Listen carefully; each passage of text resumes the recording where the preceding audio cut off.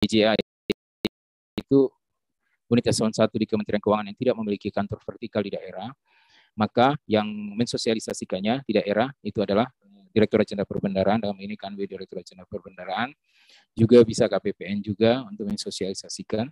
Tapi karena tusinya itu ada di Kanwil, itu mungkin lebih tepat apabila kita yang mensosialisasikan. Baik, baik. Nah, jadi ini kok materinya beda yang itu ya, dengan yang Pak Andi.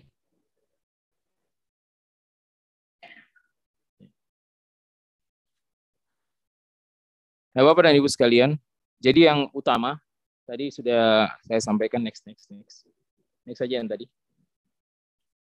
Terus. Nah, sudah saya sampaikan bahwa PMK ini sifatnya long lasting ya. Jadi maksud long lasting itu seperti yang tadi. Jadi dia tidak mengatur secara tahun anggaran.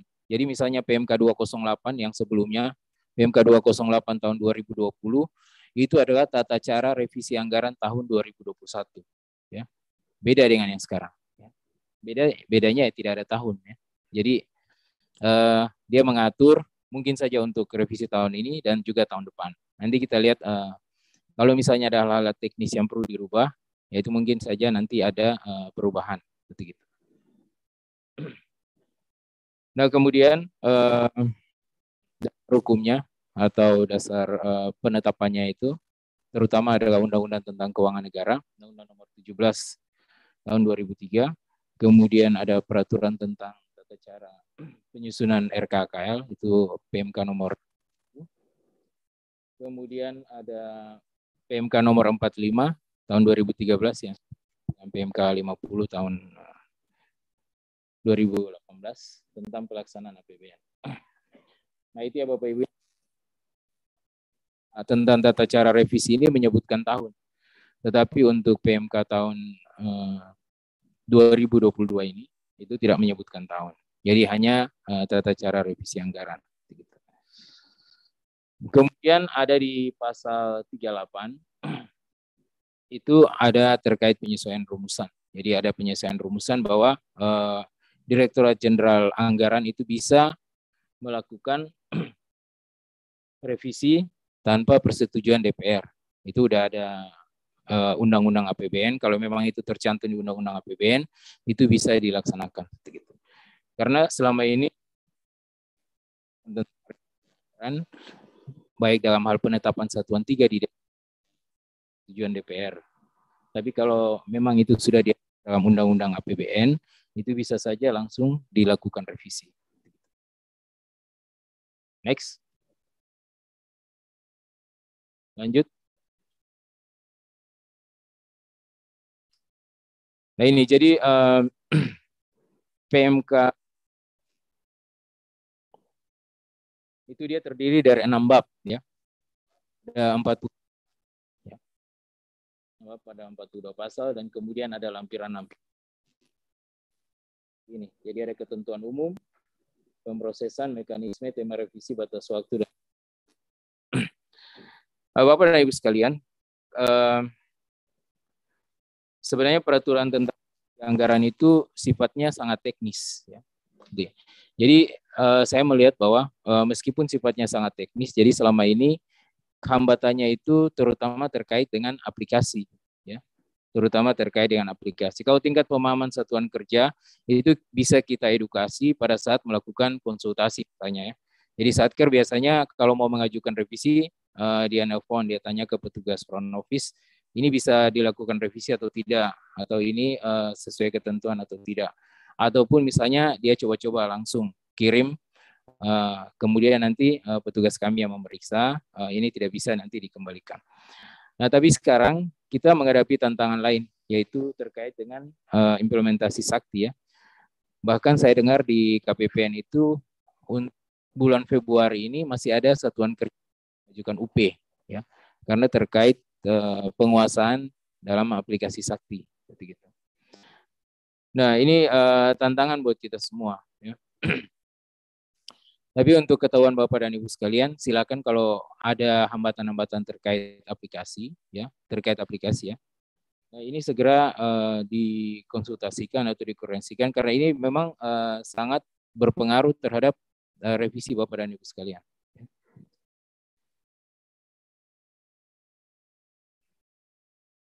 Kemudian next. Nah, kalau surat pengesahan satuan anggaran bagian anggaran ini tidak terkait dengan kementerian lembaga, tetapi ada anggaran, ini maksudnya seperti ini ya, ada anggaran yang dari BA-Bun, ini namanya BA-Bun, yang bisa dipindahkan atau bisa direvisi untuk menambah pagu dan dari Bapak dan Ibu sekalian. Begitu. Nah, proses revisi ini tentu saja sudah harus ada anggaran di Bapak dan Ibu baru kemudian ditambahkan. Jadi ini bukan menjadi pagu awal ya, tapi ini tambahan begitu. Nah, ini revisi yang ini menjadi kewenangan dari DJA. Jadi kalau Bapak dan Ibu misalnya ada kekurangan dana atau sebagainya, itu nanti eselon 1 koordinasi dengan DJA, kemudian kalau memungkinkan dipindahkan dari BA SP Sabah 999 BA-Bun ini bisa saja dipindahkan. Tetapi dengan ketentuan-ketentuan seperti ini. Next. Nah ini ya Bapak dan Ibu aturan yang lain terkait dengan BA-Bun ini. Jadi dalam hal sudah tercapai output, apabila ada dana ini yang masuk ke Bapak dan Ibu sekalian, ini ada taggingnya bahwa pagu ini berasal dari SP Sabah 99 tadi. Sisa anggaran dapat dikembalikan ke BA-Bun, jadi ke dana induknya. Kemudian apabila tidak tercapai karena faktor-faktor itu, ini dikembalikan juga ke BA-Bun. Next. Nah, kemudian ini ketentuan terkait dengan pemblokiran. Ya. Nah, jadi DJA itu Bapak dan Ibu saat ini bisa melakukan blokir secara otomatis. Ya. Blokir secara otomatis yang bertujuan untuk refocusing. Ya, seperti yang tadi disampaikan oleh Pak Kekanwil. Jadi kita mendorong Bapak dan Ibu sekalian untuk segera merealisasikan target-target penyerapan anggaran sesuai triwulan masing-masingnya. Jadi yang sekarang sebelum ada reformulasi IKPA, itu kita masih tetap mengacu kepada yang lama, yaitu target per triwulan 1 15%, triwulan 2 40%, triwulan 3 60 dan triwulan 4 90. Jadi kita harapkan sampai dengan bulan Maret sesuai dengan rencana penarikan dana yang Bapak dan Ibu sampaikan untuk triwulan 1 itu minimal 15% ya. Mungkin nanti akan jadi 17% ya, sesuai formulasi, tapi karena ini belum diterapkan, kita masih tetap mengacu ke 15%. Ya. Nah, Bapak dan Ibu sekalian, nah terkait dengan pemblokiran, sebelumnya pemblokiran itu dia biasa terjadi karena dua hal, yaitu yang pertama, karena belum ada TOR, Term of Reference, kegiatan yang bersangkutan, atau belum ada RAB, ya, rincian anggaran belanja. Nah, terkait dengan kedua hal ini, itu Bapak dan Ibu, kemudian kalau sudah melihat ada pemblokiran, ada tanda bintang di DIPA, itu kemudian bisa melakukan pembukaan atau buka blokir ya. Buka blokir itu bahkan untuk PMK sebelumnya, itu bisa dilakukan sebelum tahun anggaran ini dimulai. Ya. Karena itu sifatnya administratif sebenarnya. Nah, untuk yang sekarang, untuk ketentuan yang baru, ini DJA bisa melakukan blokir anggaran tanpa meminta persetujuan terlebih dahulu ke Kementerian Lembaga Bapak dan Ibu sekalian. Nah, tujuannya ini terkait refocusing. Ya. Serem ya, begitu ya. Jadi tiba-tiba Bapak dan Ibu lihat, dana ini sudah bisa dipakai ya, sudah ada tanda bintang. Gitu. Kalau bulan masih bisa, ini bintang ini sudah lebih banyak siku-siku. Memang sudah tidak bisa di ini. Tetapi bukan berarti tidak bisa dibuka blokir, tetap masih bisa dibuka blokir, ya tapi ya itu melalui eselon 1, ya, melalui eselon 1 secara berjenjang melalui eselon 1. Nanti dilihat blokirnya karena apa, itu bisa dilihat di kolom keterangan di Bapak dan Ibu sekalian. Nah, itu data-datanya dilengkapi. Kalau memang terkait TOR, RAB, atau terkait dengan refocusing, ya kalau refocusing susah ya. Kalau refocusing yang susah. Begitu. Kemudian next. Nah, ini ada aturan baru lagi ya. Dari dua kementerian yang lain. Yaitu ada keterlibatan dari Kementerian Komunikasi dan Informatika atau juga keterlibatan dari Kemenpan RB. Itu terkait dengan pengadaan belanja teknologi komunikasi. Jadi kalau Bapak dan Ibu punya belanja teknologi komunikasi, bisa dilihat ya, begitu. Jadi ini perlu clearance, perlu penjelasan dari Kemenpan RB atau Kemenkominfo. Nah, di pasal yang mengatur itu adalah pasal 7, pasal 12 dan pasal 13 di PMK 199 itu ada yang terkait dengan speknya, kemudian harga, kegunaannya seperti apa. Nah, itu perlu penjelasan dari Kemenpan RB atau dari Kemenkominfo. Lebih ketat ya. Kemudian next. Nah, ini terkait tambahan pagu PNBP. Nah, jadi tambahan pagu PNBP itu bisa saja berasal dari perkiraan kenaikan PNBP ataupun dari kelebihan realisasi penerimaan. Nah, itu dalam DIPA itu bisa direvisi. Nah, ini kalau yang belum ada lambang-lambang atau logo-logo Kanwil dan sebagainya, ini masih kewenangan DJA ya, atau kewenangan di eselon 1 Bapak dan Ibu untuk melakukan revisi. Nah, ini perhitungannya yaitu dengan menghitung selisih antara perkiraan kenaikan dikurangi dengan target yang telah ditetapkan, kemudian dikali dengan persetujuan PNBP Bapak dan Ibu sekalian. Oke, next. Jadi kalau saya lihat kalau peraturan ini kan bisa Bapak dan Ibu baca. Jadi kita hanya meluruskan beberapa hal. Nanti yang lebih penting itu di aplikasinya ya, gitu. Karena aplikasi ini yang kendalanya lebih banyak. Nah, ini terkait besaran anggaran dari belanja pegawai operasional. Nah, pada PMK sebelumnya Bapak dan Ibu sekalian, itu satu-satunya belanja pegawai yang direvisi yang bisa mengakibatkan atau revisi POK, itu revisi kewenangan KPA, yang bisa menyebabkan adanya perubahan DS, itu adalah belanja pegawai operasional. Ya. Nah, untuk belanja pegawai operasional, itu bisa dilakukan pergeseran. Ya. Bisa dilakukan pergeseran dengan dilampiri itu surat persetujuan dari Sekjen, Bapak dan Ibu. Atau Sekretaris Utama Kementerian Lembaga. Jadi eselon 1 lagi ya. Nah, ini masih kewenangan DJA. Nah, dalam hal terjadi pagu minus, maka Satker memprioritaskannya melalui mekanisme revisi anggaran dalam rangka pemenuhan belanja operasional. Dalam arti bahwa memang belanja pegawai operasional itu, kalau belanja pegawai minus, itu belanja pegawai operasional yang harus diprioritaskan untuk diselesaikan lebih dulu dibandingkan dengan gaji dan sebagainya. Karena gaji itu lebih mudah diselesaikan. Next. Lanjut. Nah, ini terkait dengan PCPN ya.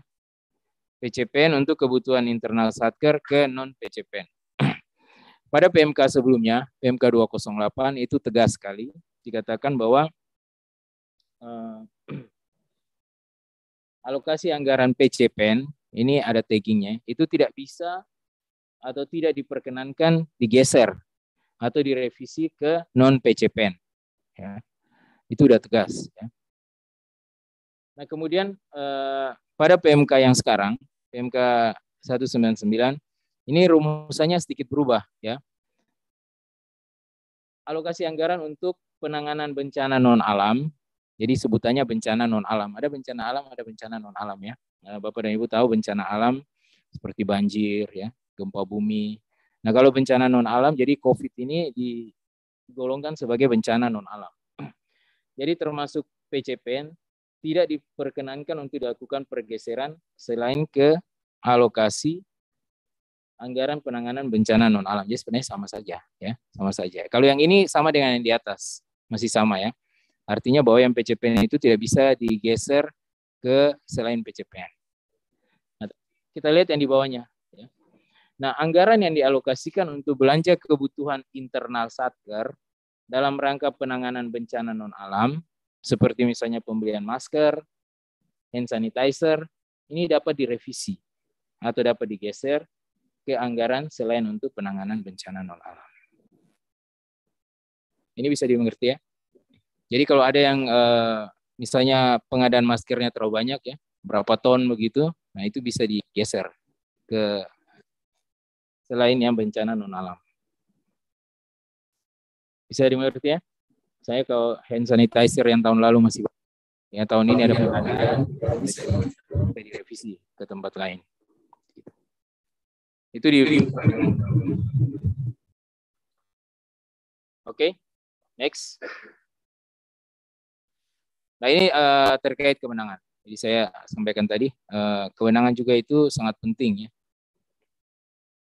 Nah ini kewenangan pergeseran anggaran antar KRO. Jadi terkait kewenangan ini, ada kewenangan-kewenangan yang dulunya itu berada di DCA, itu kemudian disimplifikasi, disederhanakan menjadi kewenangan yang berada di Kanwil atau Direktorat PA. Itu masih di kantor pusat. Nah, jadi terkait kewenangan ini saya sampaikan bahwa untuk kewenangan yang di Kanwil itu Bapak dan Ibu bisa langsung melakukan revisi atau mengajukan revisi ke Kanwil. Tapi kalau ke Direktorat PA itu tetap harus melalui eselon 1 Bapak dan Ibu sekalian. Ya. Nah, dalam hal ini itu eselon 1 itu bisa saja hanya mengetahui ya. Dalam arti mungkin dia meneruskan surat revisi Bapak dan Ibu ke Direktorat PA, atau eselon 1 itu harus menyetujui dulu usulan revisi Bapak dan Ibu, baru kemudian dia melanjutkan ke Dit PA. Tapi kalau ke Kanwil langsung aja ya. Kalau ke Kanwil seperti biasa. Revisi yang dulu menjadi kewenangan KPA tetapi harus di apa istilahnya? Bukan dilaporkan sih, tapi diajukan ke Kanwil, itu sekarang tidak perlu lagi. KPA saja langsung. Nah ini ya, untuk pergeseran anggaran dalam satu unit eselon 1 yang sama, itu sebelumnya menjadi kewenangan DJA. Tetapi untuk tahun ini, atau revisi peraturan yang terbaru, itu menjadi kewenangan dibagi menjadi dua ya. Untuk uraian yang ini dibagi menjadi dua. Antar Satker, antar Kanwil, DJPB, itu menjadi Direktorat PA, kemudian dalam satu Satker, itu menjadi kewenangan dari Kanwil. Ini terkait klasifikasi rincian output. Ya, Bapak dan Ibu bisa lihat di POK-nya, KRO yang mana, rincian output atau RO yang mana, klasifikasi rincian output yang mana, kemudian rincian output yang mana. Kemudian next. Nah ini revisi anggaran terkait rincian output, jadi lebih rinci dari KRO tadi, khususnya terkait dengan rincian output prioritas nasional. Ini semula berada di DJA ya, itu perubahan atau pergeseran anggaran rincian output prioritas nasional. Ini untuk peraturan yang terbaru, ini bahkan dia sampai di KPA kewenangannya. Kalau yang berada di Kanwil, itu penambahan alokasi atau target rincian output prioritas nasional yang bersumber dari hibah yang penarikannya tidak melalui kuasa BUN atau PNBP, termasuk PNBP BLU. Jadi ini Unhair masuk ya, PNBP. Nah, kemudian pergeseran anggaran dalam satu RO prioritas nasional dalam satu unit eselon 1. Ini ada ke dan di KPA. Kalau di PA itu antar Satker, antar Kanwil. Kalau di Kanwil antar Satker dalam satu Kanwil, kemudian kalau antar Satker.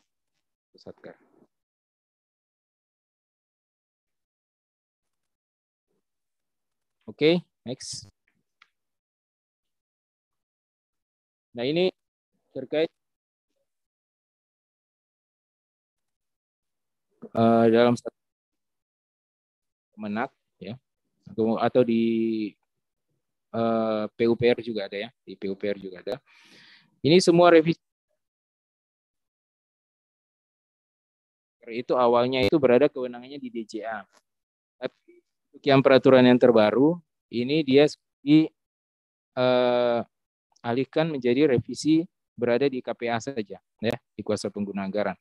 Yaitu pemanfaatan sisa anggaran kontraktual SBSN yang dilakukan melalui pekerjaan tambah, ya, atau kontrak change order ya. Itu tambahan pekerjaan setelah kontrak ditandatangani sesuai ketentuan di bidang pengadaan barang dan jasa. Gitu. Ini istilah teknis di PU ya. Mungkin Bapak dan Ibu di Dinas PUPR ini yang lebih tahu. Kemudian pergeseran anggaran dalam satu KRO, dalam satu satker. Ini semua kewenangan KPA ya. Jadi tidak perlu lagi Bapak dan Ibu mengajukan ke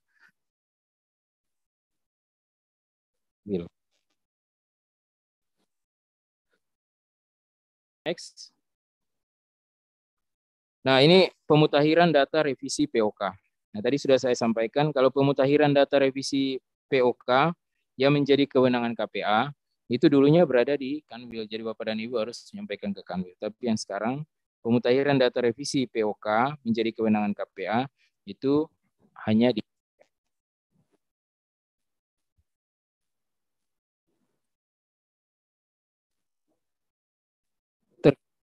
terkiran ini itu karena yang sudah direvisi POK oleh KPA itu tidak dilaporkan ke Kanwil ya, gitu. Jadi ini saya belum tanya ke teman-teman, apakah akibat dari revisi ini atau akibat dari aturan ini bisa menyebabkan pagu minus atau tidak. Jadi nanti kita lihat, karena biasanya satuan kerja itu menyampaikan pemutahiran data POK itu bersama-sama dengan revisi halaman 3 ya, begitu. Ataupun juga bisa disampaikan sendiri karena ini tidak mengganggu Ibu ya, karena pagu tetap bukan pagu berubah.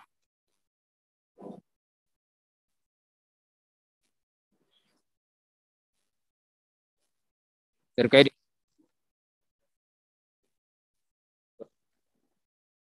ini BLU Unair.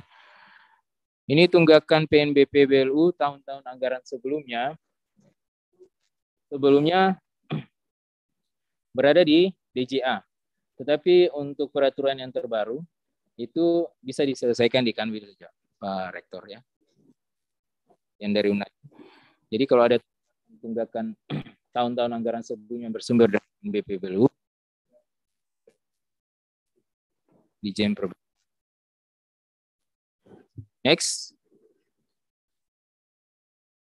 Nah, ini persyaratan revisi ke DJA.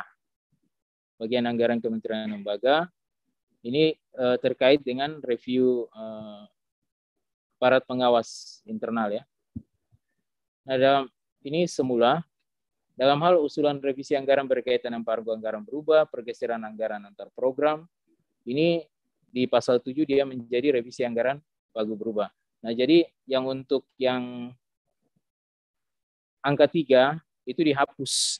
Ya. Angka 3 itu dihapus dan diganti menjadi revisi dalam rangka reorganisasi dan atau revisi dalam hal terdapat kegiatan KRO yang baru.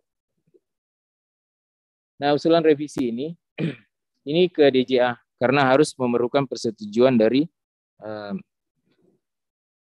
Sekjen dari Bapak dan Ibu.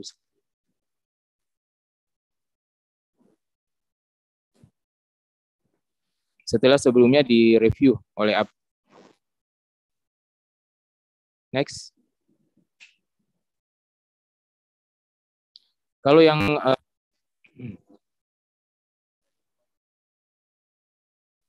di satu itu sebenarnya hanyalah berkaitan dengan persyaratan-persyaratan yang itu gitu. Jadi kemungkinan terkait kewenangan-kewenangan itu, misalnya ada pergeseran-pergeseran dari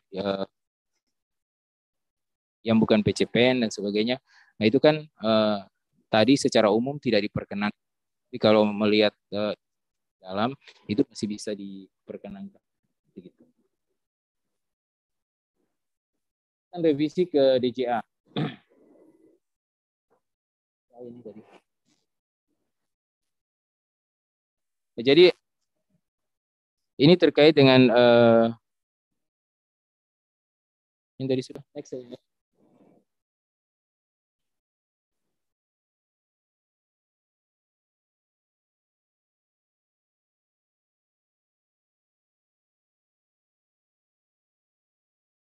Oh, iya. Nah, persyaratan revisi yang terkait dengan barang yang akan diserahkan kepada masyarakat atau belanja 56 ya. Nah, itu surat pernyataan dari pihak ketiga semula ya, itu pasal 7 dan pasal 12 di PMK ini. Surat pernyataan dari pihak ketiga bahwa bersedia menerima barang dan jasa yang diserahkan oleh kementerian lembaga yang mengajukan usulan revisi. Dalam hal usulan revisi anggaran berkaitan dengan barang dan jasa yang akan diserahkan kepada masyarakat atau pemerintah daerah.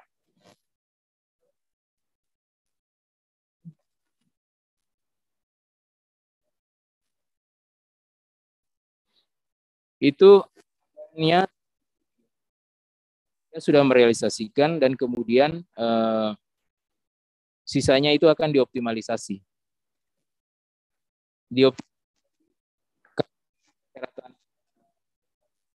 Ini masyarakat itu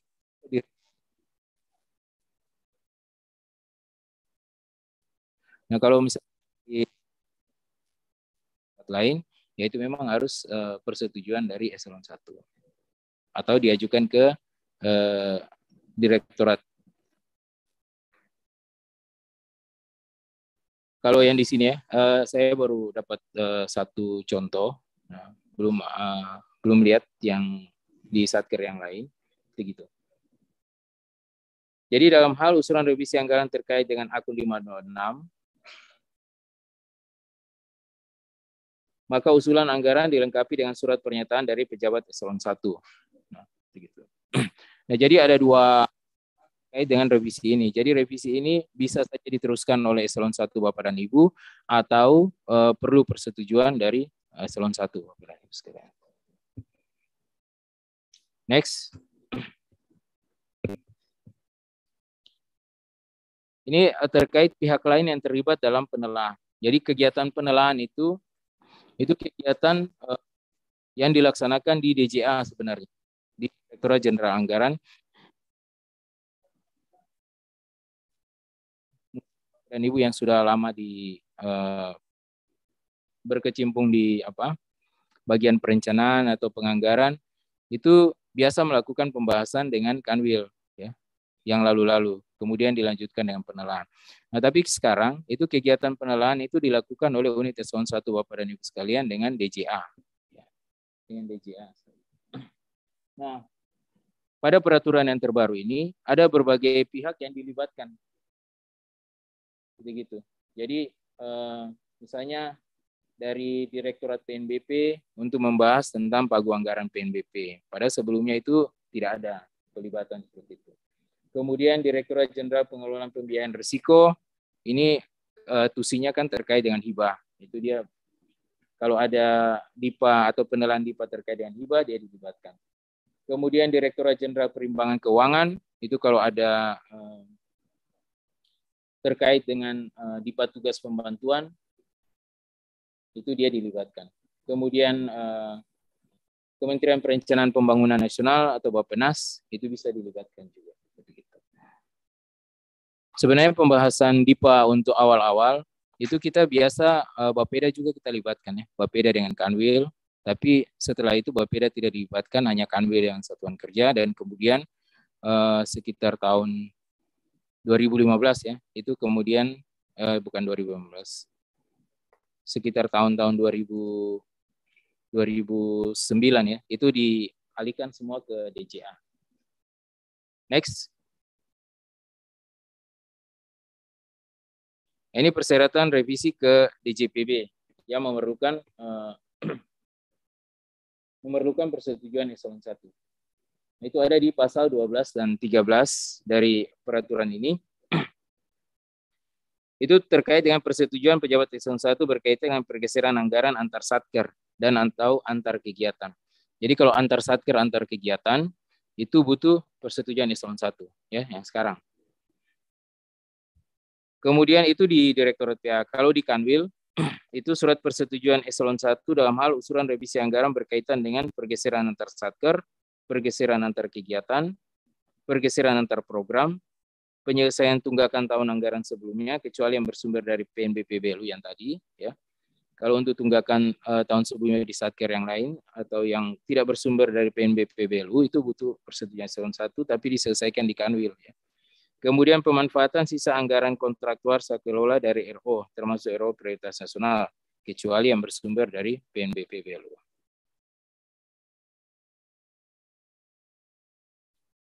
Kemudian next.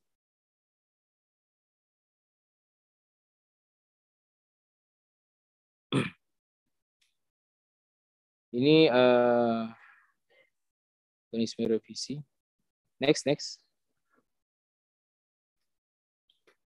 Sampai di pemenuhan belanja pegawai operasional dalam satu satker.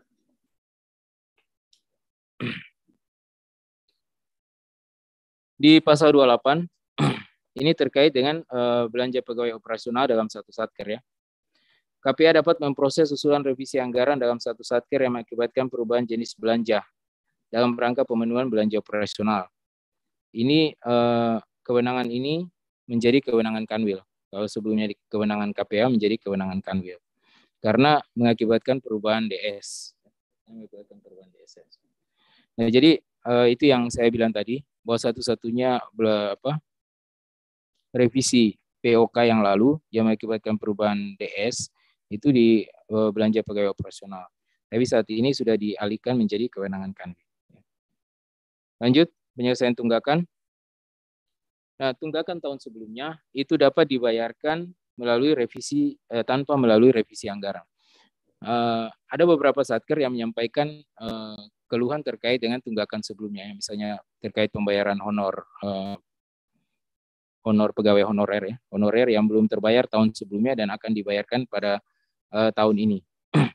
Nah, bagaimana mekanismenya? Itu di pasal 31 ada.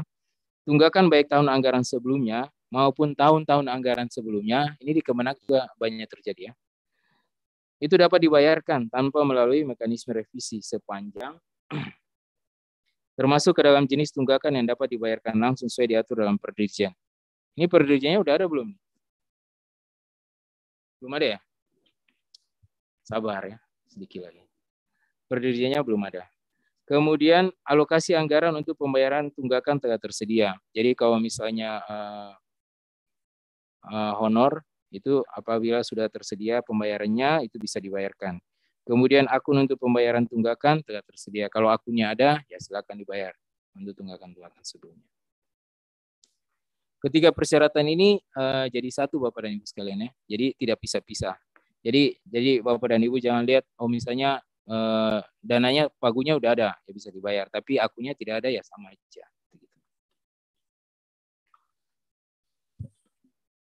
Kemudian batas waktu. Batas waktu jadi batas waktu saat ini lebih variasi ya, lebih banyak. Lebih banyak jadi yang harus Bapak dan Ibu ingat ini lebih banyak juga. Nah, jadi kalau ada revisi-revisi yang menjadi kewenangan DJA, batas waktunya beda-beda. Ada yang tanggal 15 Februari, 31 Maret, kemudian sampai dengan terakhir. Kemudian administrasi kewenangan semula 30 November jadi 27 Desember. Sudah mulai ada itu, bahwa revisi itu masih bisa diperpanjang sampai 27 Desember. Kemudian pemutahiran data termasuk yang mengakibatkan perubahan halaman 3 DIPA itu bisa sampai 27 Desember. Oh, yang lalu 28 Desember. 28 Desember.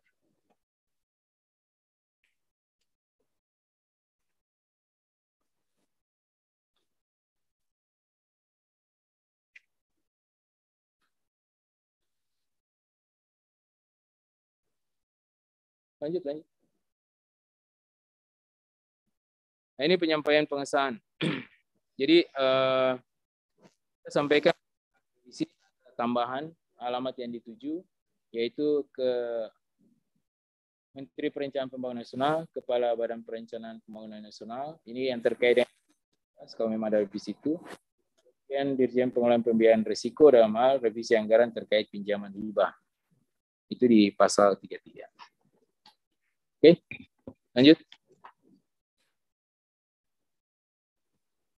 Next.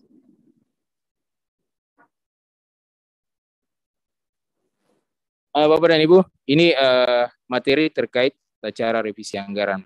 Jadi saya pikir yang penting itu aplikasinya ya.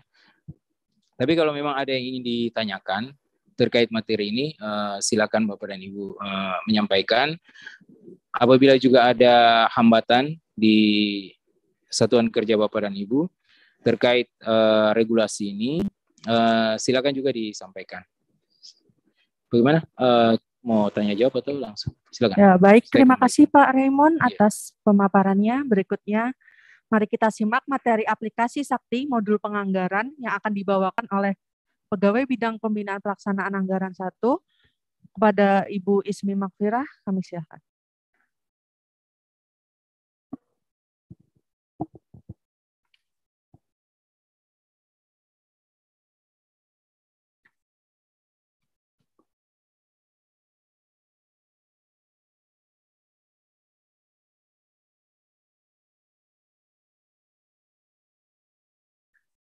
Cek, cek, cek. 1, 2, oh ya. Terima kasih Mbak Alivia. Yang terhormat Kepala Bidang Pembinaan Pelaksanaan Anggaran 1, Bapak Raymond Jackson Effendi. Yang kami hormati para Bapak-Bapak pejabat pengawas dan pejabat fungsional lingkup Kanwil DJPB Provinsi Maluku Utara, serta Bapak Ibu KPA dan PPK Satker lingkup Kanwil DJPB Provinsi Maluku Utara. Selamat pagi, mohon izin. Saya Ismi dari bidang PPA 1 di Kanwil DJPB Malut. Mungkin Bapak Ibu pernah bertemu dengan saya di bawah di front office, atau mungkin Bapak Ibu pernah ada yang WA ke saya atau telepon saya. Jadi saya semacam CSO-nya di Kanwil DJPB ini Bapak Ibu terkait revisi DIPA dan layanan lain seperti hibah, kemudian MPP-NBP. Baik, Bapak Ibu langsung saja kita masuk ke materi pada pagi hari ini. Mungkin Bapak Ibu sudah sering ya melakukan revisi DIPA, namun ada beberapa hal yang ingin kami tekankan karena masih banyak pertanyaan yang sering masuk dan pertanyaannya rata-rata itu aja sih Bapak Ibu. Jadi mungkin kita dari awal ya. Saya izin share screen ya Bapak-Bapak.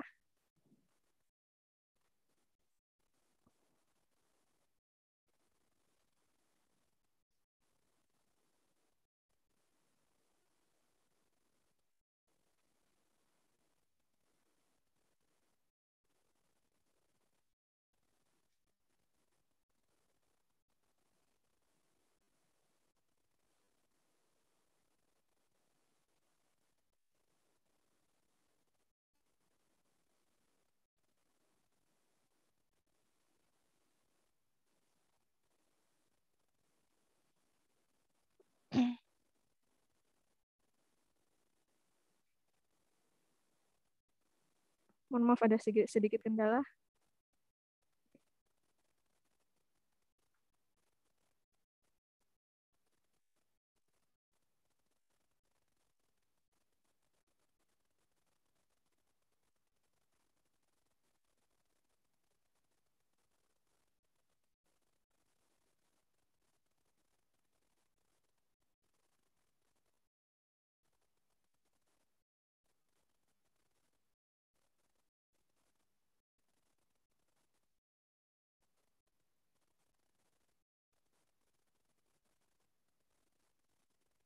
Baik.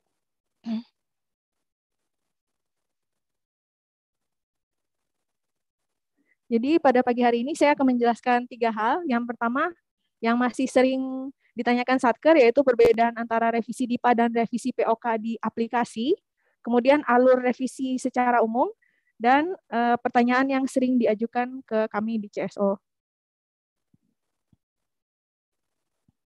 Nah, ini yang sangat sering ditanyakan ya Bapak Ibu, apa perbedaan antara revisi POK dan revisi DIPA di Sakti? Nah, ini maksud saya revisi POK dan revisi DIPA adalah tombol yang Bapak Ibu pilih di saat Bapak Ibu merekam status history di awal. Jadi ada bisa pilih dua tombol ya, ada revisi POK atau revisi DIPA. Nah, revisi POK tidak disampaikan ke Kanwil, tapi revisi DIPA disampaikan ke Kanwil. Kemudian revisi POK hanya mengubah data pagu di Sakti, namun tidak mengubah data di SPAN. Jadi kalau misalnya Bapak Ibu menggeser antar akun di aplikasi Sakti Bapak Ibu, lalu Bapak Ibu hanya menggunakan mekanisme revisi POK, maka pagunya hanya akan berubah di Sakti, tidak berubah di SPAN. Sedangkan kalau Bapak Ibu menggunakan mekanisme revisi DIPA di aplikasi, akan mengubah data pagu di Sakti dan di SPAN. Karena Bapak Ibu mengajukan revisi tersebut ke Kanwil dan kami akan mengubahnya di SPAN, seperti itu. Jadi itu ya perbedaannya. Kemudian revisi POK berakhir pada saat Bapak Ibu melakukan update COA di akhir proses revisi. Itu sebagai bentuk semacam pengesahan seperti itu Bapak Ibu. Nah, sedangkan revisi DIPA baru berakhir pada saat Bapak Ibu menyampaikan revisi ke Kanwil DJPB dan disahkan oleh Kanwil DJPB yang dibuktikan oleh nanti ada petikan DIPA yang terbaru. Nah, selain itu ada perbedaan status antara revisi POK dan revisi DIPA. Kalau misalnya Bapak Ibu melakukan revisi POK, status revisi terbaru nanti Satker, revisi ke sekian. Nah, kalau revisi DIPA, status revisi terbaru adalah revisi DIPA, revisi ke sekian. Nah, Bapak Ibu yang masih sering ditanyakan Satker adalah terkait revisi POK dan revisi DIPA secara aturan dan secara aplikasi itu agak sedikit berbeda. Jadi, terkadang revisi yang Bapak Ibu mau lakukan secara kewenangan, secara aturan, itu adalah revisi POK, kewenangan KPA. Namun, untuk menghindari pagu minus, kami dari Kanwil DJPB Malut menyarankan Bapak Ibu untuk menggunakan mekanisme revisi DIPA. Jadi, walaupun kewenangannya POK, sebagian besar revisi POK kami sarankan menggunakan mekanisme revisi DIPA. Hal ini adalah untuk menghindari pagu minus, karena seperti yang telah saya sebutkan tadi, kalau misalnya revisi POK, data di SPAN tidak berubah, sedangkan kalau revisi DIPA, data di SPAN berubah. Nah, contohnya ini revisi antar akun dalam KRO yang sama tadi ya Bapak Ibu. Misalnya Bapak Ibu di Sakti menggeser dari akun belanja listrik ke belanja telepon. Nah, apabila tidak disampaikan ke Kanwil DJPB melalui mekanisme revisi DIPA, maka berpotensi menyebabkan pagu minus. Itu ya Bapak Ibu. Nah, ini adalah alur proses revisi di Sakti. Sebenarnya revisi DIPA dan revisi POK itu sangat mirip alurnya. Yang membedakan adalah di paling awal dan di paling akhir. Nah, kalau di revisi DIPA, di saat Bapak Ibu awal memilih status history, yang dipilih adalah revisi DIPA. Sedangkan kalau revisi POK yang dipilih revisi POK. Nah, ini dilakukan di user operator anggaran. Kemudian Bapak Ibu lanjut ke RUH belanja redesign. Di sini Bapak Ibu di menu di mana Bapak Ibu menggeser-geser anggaran ya. Di sini RUH belanja redesign. Misalnya Bapak Ibu mau geser antar akun dari keperluan kantor sehari-hari ke belanja pemeliharaan atau seperti itu. Kemudian Bapak Ibu melakukan penyesuaian halaman 3 DIPA, melakukan validasi data belanja, dan sampai sini Bapak Ibu bergeser ke user KPA, di mana KPA melakukan persetujuan. Setelah KPA melakukan persetujuan, Bapak Ibu kalau misalnya melakukan revisi DIPA, mengirim data usulan revisi ke Kanwil DJPB. Sedangkan kalau melakukan revisi POK, hanya melakukan yang namanya update COA. Jadi update COA itu chart of account adalah bagian akun standar. Jadi ketika Bapak Ibu melakukan revisi POK, di akhir Bapak Ibu melakukan update COA, maka data pagu akan terupdate di semua modul. Dari modul penganggaran ke modul GLP, modul komitmen, modul pembayaran, semuanya nanti terupdate. Sedangkan kalau Bapak Ibu melakukan revisi DIPA, Bapak Ibu mengirim ke Kanwil DJPB, kemudian nanti setelah kami sahkan itu, maka semua data pagu di Sakti Bapak Ibu berubah secara otomatis di semua modul. Seperti itu. Saya lupa masukin ke sini, ada beberapa satker yang apabila melakukan revisi DIPA harus mendapat persetujuan dari kanwilnya masing-masing. Jadi ini setelah persetujuan user KPA, ada beberapa satker yang wajib meminta persetujuan dari kanwilnya masing-masing. Yang setahu saya tuh ada Kemenak, terus Kemenkumham, terus apa lagi ya?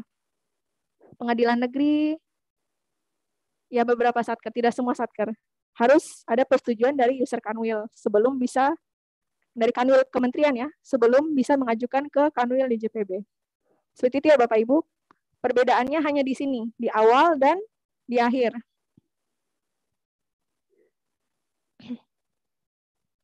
Nah ini, yang sering ditanyakan masih berhubungan sama yang di awal tadi. Jenis revisi apa yang harus menggunakan mekanisme revisi POK, dan jenis revisi apa yang harus menggunakan revisi DIPA. Ini secara aplikasi ya Bapak Ibu, bukan secara aturan. Nah, saran kami, Bapak Ibu melakukan revisi POK apabila ingin menggeser atau mengubah dalam satu akun yang sama. Contohnya Bapak Ibu mau mengubah redaksi detil akun, misalnya dari belanja materai menjadi belanja yang lain. Atau misalnya Bapak Ibu mau menggeser antar detil, misalnya biasanya di perjalanan dinas, misalnya mau digeser antara uang harian dan uang transport, masih dalam satu akun yang sama ya. Nah, itu menggunakan revisi POK. Intinya kalau tidak ada pergeseran keluar akun, itu kami sarankan gunakan revisi POK. Selain itu, selain revisi yang seperti itu, kami sarankan menggunakan revisi DIPA. Jadi, saya mohon koreksi ya Pak Rey. Tadi sedikit, kan ada update aturan terkait kewenangan, tadi ditampilkan bahwa di aturan terbaru, revisi POK tidak perlu disampaikan ke kanwil. Nah, setelah kami cross-check lagi, ternyata itu hanya berlaku untuk beberapa satker, yang beberapa satker terpilih tahun ini. Jadi, terkait pemutakhiran POK masih harus disampaikan ke kanwil DJPB, karena kalau tidak akan menyebabkan pagu minus. Nah, ini revisi DIPA itu untuk semua revisi selain revisi POK. Contohnya, revisi antar akun, antar subkomponen, antar komponen, antar RO, KRO, kegiatan, program. Kemudian penyesuaian halaman 3 DIPA wajib menggunakan revisi DIPA. Kemudian pencantuman di halaman 4B terkait tunggakan dan penambahan pagu hibah langsung dan sebagainya. Seperti itu ya Bapak Ibu, tolong diingat revisi POK kami sarankan hanya untuk pergeseran dalam satu akun yang sama, tidak menggeser antar akun. Kalau menggeser antar akun dan semua revisi lainnya, silahkan gunakan mekanisme revisi DIPA. Ini secara aplikasi. Seperti itu.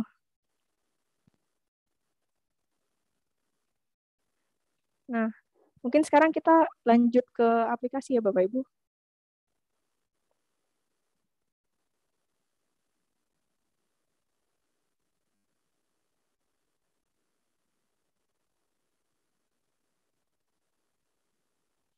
Kita langsung masuk ke Sakti, kita langsung praktek. Ini saya pinjam user KPPN.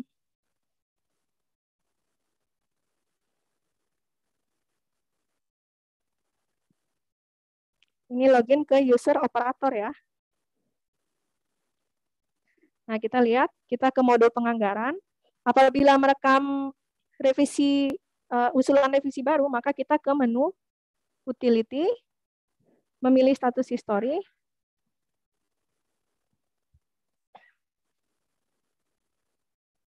Nah, di sini ada dua tombol yang tadi saya bilang Bapak Ibu. Ada tombol revisi POK, revisi DIPA.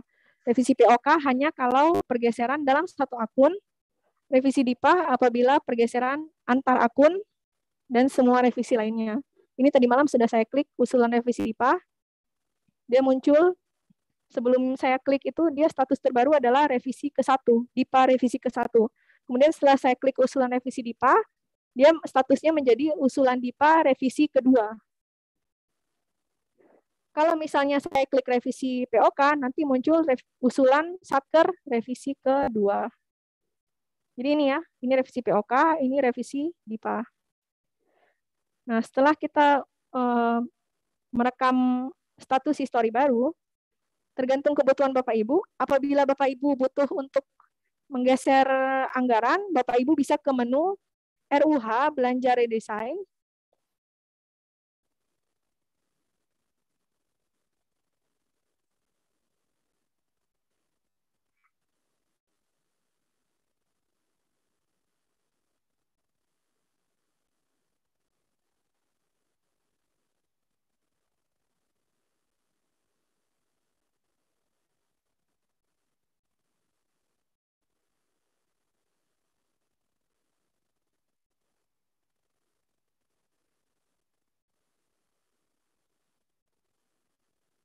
Nah, di sini muncul kertas kerja Satker Bapak Ibu. Saya coba geser antar akun ya. Ini coba-coba aja.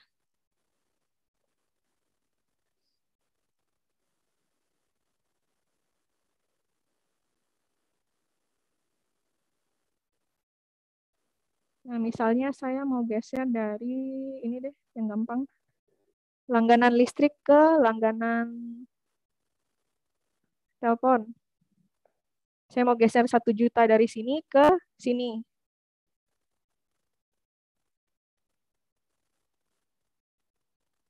Saya klik ubah. Saya kurangi 1 juta. Maaf.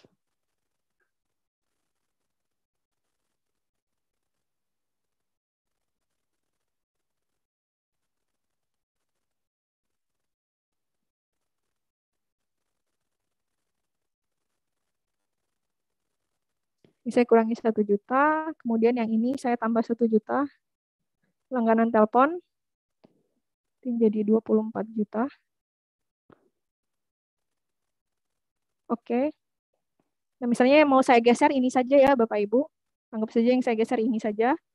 Kemudian kalau sudah selesai geser-menggeser bisa diklik simpan. Namun saya mau menunjukkan fitur-fitur lain di Sakti. Jadi Bapak Ibu bisa merekam yang kewenangan Kanwil, Bapak Ibu bisa merekam subkomponen baru dan akun baru. Jadi misalnya Bapak Ibu mau merekam subkomponen baru, bisa diklik rekam subkomponen. Atau Bapak Ibu mau menambah akun, maka Bapak Ibu bisa mengklik subkomponennya, kemudian merekam akun. Nanti dipilih akun barunya, akun apa, bisa dicari juga di sini. Akun apa yang mau direkam. Kemudian Bapak Ibu bisa, ini khusus bagi Bapak Ibu yang sering menerima hibah ya, bisa memilih sumber dananya, bukan kalau misalnya satker biasa kan cuma ada rupiah murni. Kalau satker-satker tertentu seperti Korem, KPU ada sumber dana hibah, maka memilih sumber dananya hibah. Kemudian yang sering ditanyakan juga adalah, Bu Ismi, bagaimana cara mencantumkan di halaman 4 DIPA sebagai tunggakan?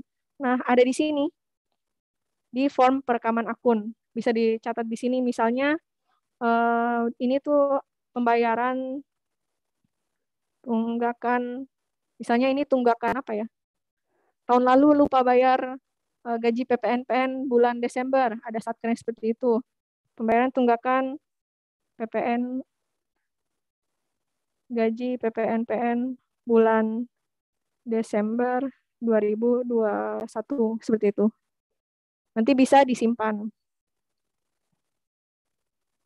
Nah, kami menyarankan kalau Bapak Ibu merekam tunggakan, apabila tidak seluruh akun itu menjadi tunggakan, Bapak Ibu agar merekam subkomponen baru agar terpisah.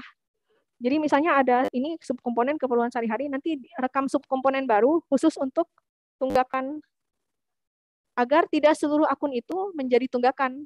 Misalnya akun ini nilai totalnya nih 471 juta.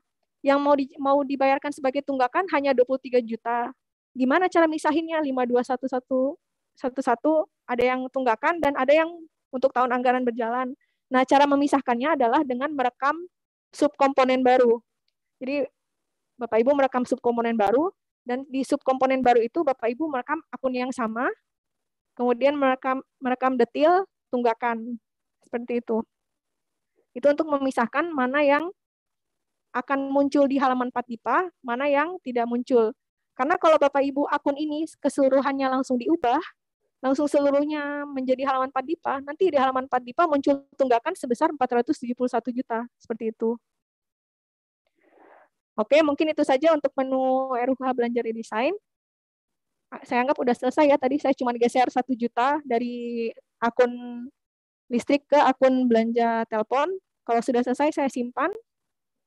Anda yakin? Yes.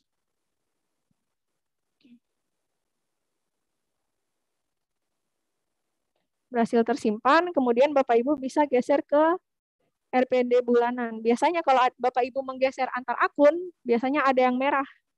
Nanti harus disesuaikan.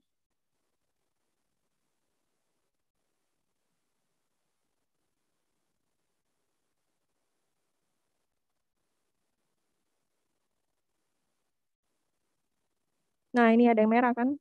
Gara-gara tadi kita geser akunnya 1 juta, makanya ada sisa 1 juta di sini. Tapi kita jangan dulu utak-atik ini. Pertanyaan lain yang sering ditanyakan ke saya, bagaimana cara menyesuaikan halaman 3 DIPA? Jadi sebagaimana kita ketahui, halaman 3 DIPA itu adalah salah satu indikator penilaian dalam IKPA ya, indikator kinerja pelaksanaan anggaran. Nah, halaman 3 DIPA itu diukur berdasarkan deviasi setiap bulannya. Jadi misalnya Bapak Ibu, deviasi setiap bulannya antara yang ada di halaman 3 DIPA dibandingkan dengan realisasi. Misalnya Bapak Ibu di halaman 3 DIPA rencananya 10 juta, padahal realisasinya 11 juta. Maka 1 juta yang selisih itu namanya deviasi. Dan itu mengurangi nilai IKPA dengan cara deviasinya itu 1 juta dibanding dengan target awal, yaitu 10 juta. Berarti Bapak Ibu dianggap deviasinya 10%, seperti itu.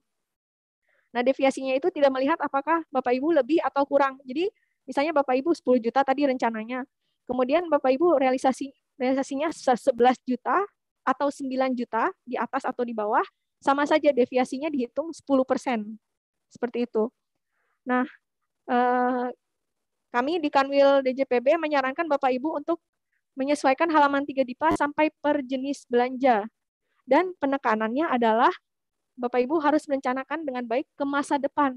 Jadi selama ini Bapak Ibu banyak yang menyesuaikan masa lalu, terlalu fokus ke, oh ya saya harus sesuaikan dari Januari sampai sekarang, harus sesuai realisasi antara halaman 3 DIPA dengan realisasi. Padahal sebenarnya yang dinilai bukan itu Bapak Ibu, yang dinilai adalah perencanaan ke depan. Nah ini biasanya tiap triwulan ya, ada batas-batas waktunya. Untuk triwulan 1 kemarin berakhir pada 15 Februari, kemudian nanti bulan April batasnya sekitar 14 atau 15 April. Nah, di April itu Bapak Ibu harus melakukan penyesuaian untuk bulan April sampai bulan Juni. Triwulan 2 ya, April sampai Juni. Nah, itu halaman 3 DIPA-nya dikunci pada tanggal 14 atau 15 April, saya agak lupa. Jadi Bapak Ibu nanti di triwulan 2 harus menyusun rencana yang baik dari April sampai dengan Juni. Setiap bulannya mau mengeluarkan uang berapa, mau mencairkan SPM berapa per jenis belanja. Jadi 51-nya berapa, 52-nya berapa, 53-nya berapa. Seperti itu. Nah, persyaratan awal agar Bapak Ibu bisa menyesuaikan halaman 3 DIPA dengan baik, yaitu yang pertama tadi, Bapak Ibu wajib menyusun RPD bulanan yang akurat hingga per jenis belanja, dan ini dilakukan setiap triwulan. Jadi, untuk triwulan 2 dilakukan di awal April, triwulan 3 di awal Juli, triwulan 4 di awal Oktober. Ini masih menggunakan peraturan IKPA yang lama ya Bapak Ibu. Bisa jadi tahun ini ada perubahan perhitungan IKPA, tapi kami masih menggunakan dasar yang di tahun lalu. Nah seperti ini, Bapak Ibu wajib menyusun rencana yang baik ke masa depan. Jangan terlalu fokus ke masa lalu. Seperti itu ya. Kemudian, banyak satker sering bingung cara penyesuaiannya di Sakti seperti apa. Jadi kami dari Kanwil DJPB Malut memberikan tips and trick bagaimana cara penyesuaian di Sakti yang cepat. Jadi sebenarnya penilaian ini tidak harus, penilaian IKPA tuh Bapak Ibu tidak harus halaman 3 DIPA-nya akurat sekali sampai ke tingkat akun, tingkat komponen, tingkat detail. Ada sih beberapa satker yang sepertinya wajib ya Bapak Ibu. Pengetahuan saya dari PUPR kayaknya harus wajib sampai detail sampai akun ya, kalau tidak salah. Nah itu mohon maaf berarti emang harus detail ya. Tapi kalau misalnya satker lain yang tidak diwajibkan dari kantor pusatnya, dari eselon 1-nya, sebenarnya dinilai di IKPA itu hanyalah nilai total untuk bulan itu. Dan kami rekomendasikan sampai ke jenis belanja.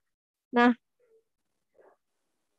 Jadi kita lihat di sini menu penyesuaian halaman 3 DIPA, kalau dilihat ini berdasarkan komponen. Lihat di Bapak Ibu, kita bisa menyesuaikan itu per komponen. Nah, sebelum kita menyesuaikan halaman 3 DIPA, alangkah baiknya kita cetak dulu petikan DIPA halaman 3 agar kita melihat posisi sekarang itu halaman 3 DIPA-nya seperti apa. Nah, kita cetak di laporan cetak, kemudian kita lihat di petikan DIPA, kita cetak halaman 3 DIPA-nya saja.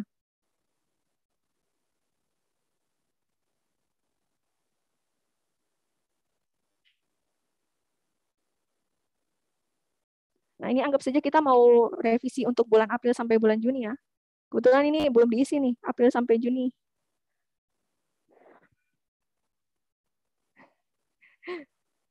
Nah, tips dari kami adalah apabila Bapak Ibu ingin melakukan penyesuaian halaman 3 DIPA, lihat dulu di DIPA Bapak Ibu banyak komponen atau sedikit komponen. Kalau di KPPN ini sebenarnya agak banyak sih komponennya.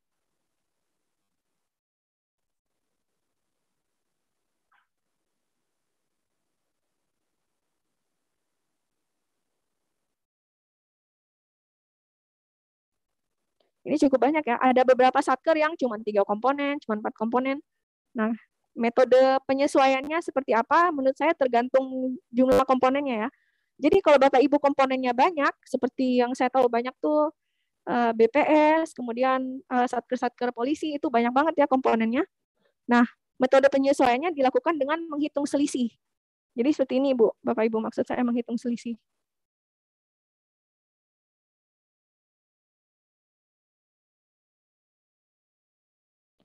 Nah, Bapak Ibu menghitung selisih antara halaman 3 DIPA yang diinginkan dibandingkan dengan halaman 3 DIPA yang ada di saat ini. Misalnya kita cetak halaman 3 DIPA, kemudian saat ini kita lihat halaman 3 DIPA-nya seperti ini. 51-nya saat ini seperti ini. 52-nya saat ini di halaman 3 DIPA seperti ini. 53 seperti ini. Ya, dari Januari sampai Desember. Padahal kita seharusnya berapa? Misalnya berdasarkan perhitungan kita, yang seharusnya ada di halaman 3 DIPA yang mau kita realisasikan sebesar ini. Nah, Bapak Ibu hitung selisihnya.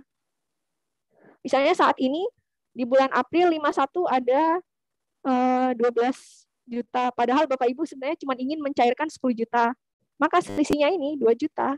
Ini kan minus 2 juta. Berarti Bapak Ibu harus mengurangi dari 51 di bulan April sebesar 2 juta. Seperti itu.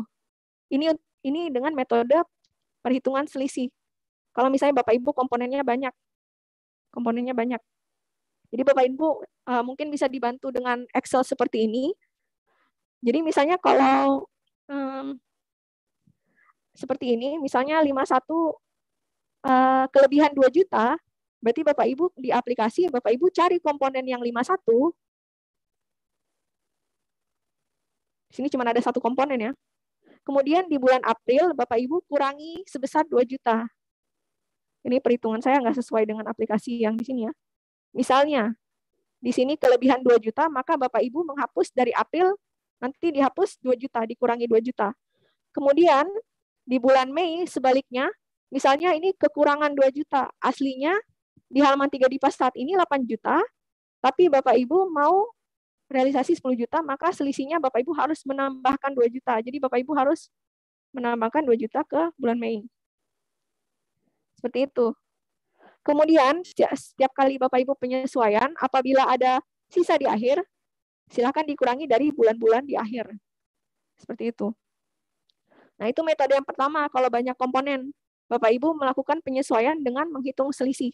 Ini berlaku untuk setiap jenis belanja, baik itu 51, 52, atau 53. Bedanya adalah 51 biasanya cuma 1 komponen, jadi gampang. 52 sama 53 bisa jadi banyak komponen. Nah, ini misalnya 52, bulan April lebih 5 juta, jadi harus kita kurangi sebesar 5 juta.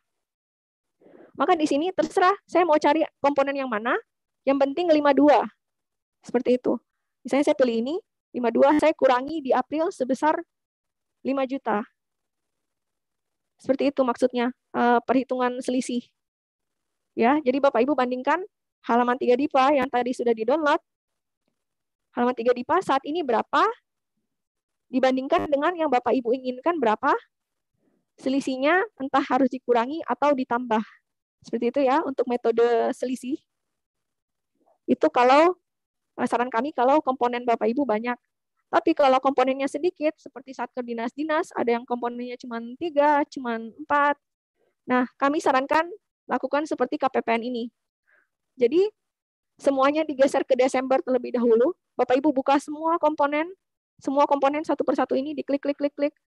Kemudian Bapak Ibu geser ke Desember, ya, digeser ke Desember. Kemudian Bapak Ibu tinggal input saja datanya yang dari sini. Misalnya 52 Januari 10 juta, Bapak Ibu tinggal cari komponen yang cukup 10 juta. Misalnya ini cukup 10 juta, sudah input di Januari langsung 10 juta, seperti itu. Kemudian misalnya Februari 10 juta, kita tinggal input. Yang penting di komponen tersebut masih cukup di input. Bapak Ibu bisa menginput. Seperti itu ya. Jadi metode yang pertama, menghitung selisih antara yang sudah ada dengan yang Bapak Ibu inginkan, kemudian disesuaikan di halaman 3 DIPA-nya, atau metode kedua, Bapak Ibu menggeser semuanya halaman 3 DIPA ke Desember, kemudian Bapak Ibu menginput dari awal tahun, Januari, sesuai dengan halaman 3 DIPA yang diinginkan, yang seharusnya. Yang penting di komponen itu masih cukup. Kalau komponen ini sudah tidak cukup, misalnya ini kami Januari maunya 10 juta, sudah kami input. Terus Februari mau 10 juta juga, tapi di sini udah nggak cukup. Di sini kan misalnya 10 juta.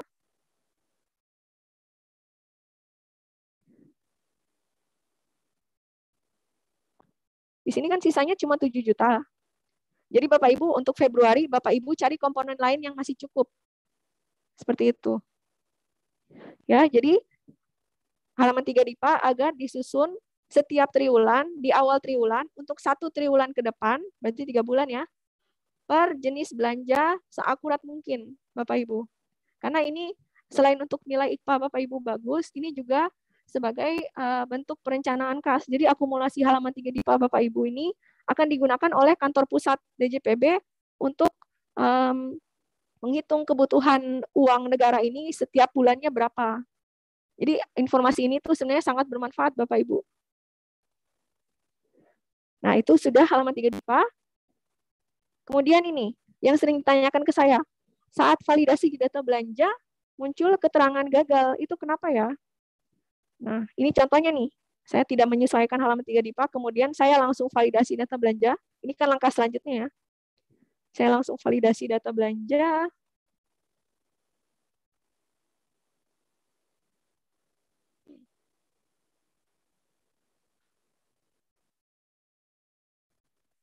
Saya coba validasi ya, diproses. Nah, ini data belum valid. Ibu Ismi, ini kenapa belum valid? Nah, cara ceknya adalah Bapak Ibu mengunduh validasi untuk melihat errornya di mana. Nah, kita lihat. Di sini ada akun, ada kode validasi 00053 di akun 522112. Nah, kita lihat kode validasi 00053 itu apa? Kita lihat kode validasi 00053. Ini. Jumlah RPD tidak sama dengan pagu. Ini berarti Bapak Ibu belum melakukan penyesuaian tadi di halaman 3 DIPA.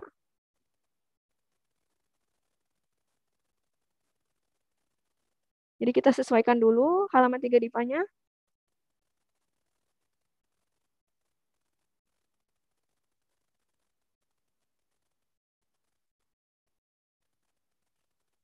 Yang tadi masih merah, kadang Bapak Ibu tidak terlihat merah di sini, tapi di dalam terlihat merah. Misalnya Bapak Ibu lihat di level akunnya, itu merah. Gimana ya? Ya, kita sesuaikan di tingkat komponen saja. Sisanya 1 juta.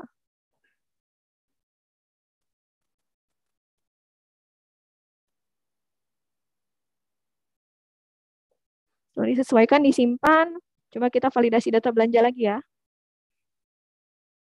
Proses. Data valid. Ya, karena saya sudah menghilangkan yang merah tadi. Nah, ini paling sering ditanyakan ke saya, ini kenapa tidak valid? Kemungkinan besar itu karena belum menyesuaikan halaman 3 DIPA.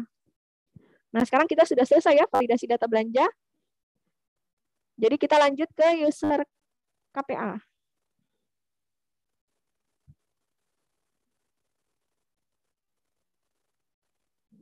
Kita lanjut ke user KPA. Ini ya user APR, kita masuk. KPA melakukan approve usulan revisi. Di modul penganggaran, monitoring submit dan approve data. Nah, ini yang dilakukan oleh KPA. KPA centang di huruf S. S ini satker. Dicetak, centang, kemudian disimpan. Kemudian masih simpan ya. Nah, ini berarti kalau sudah ada centang S, berarti KPA sudah setuju. Kemudian, yang tadi saya bilang, beberapa satker wajib ada persetujuan dari kanwilnya. Jadi satker tersebut mengubah ownernya ke kanwil, kemudian kanwil harus menyetujui. Mohon izin Bapak Ibu.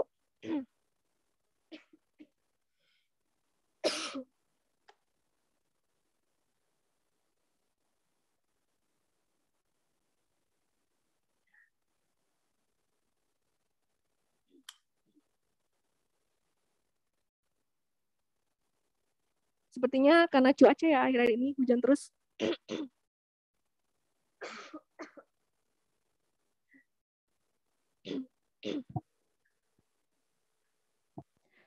Cek. Baiklah. Nah, setelah disetujui oleh KPA, tahap selanjutnya adalah pengiriman revisi ke Kanwil DJPB. Nah, pengiriman revisi ini dapat dilakukan melalui user operator maupun user KPA melalui menu di sini, revisi DIPA. Ini hanya bisa dilakukan setelah disetujui oleh KPA ya Bapak Ibu. Jadi kalau KPA belum menyetujui, maka Bapak Ibu belum bisa mengirim revisi. Sebelum kita ke situ, kita lanjut lagi ke yang sering ditanyakan ke saya, ke kami di Kanwil DJPB. Ibu Ismi, di awal revisi kami salah pilih revisi, harusnya revisi DIPA, tapi kami tidak sengaja mengklik revisi POK. Gimana caranya mengubah jadi revisi DIPA? Nah, tergantung Bapak Ibu sudah sampai di tahap mana.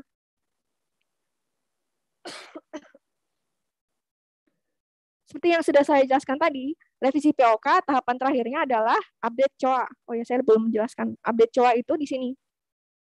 Jadi di sini setelah KPA setujui, kalau revisi POK alurnya beda, revisi DIPA alurnya beda. Kalau revisi POK, Bapak Ibu ke RUH, belanja redesign.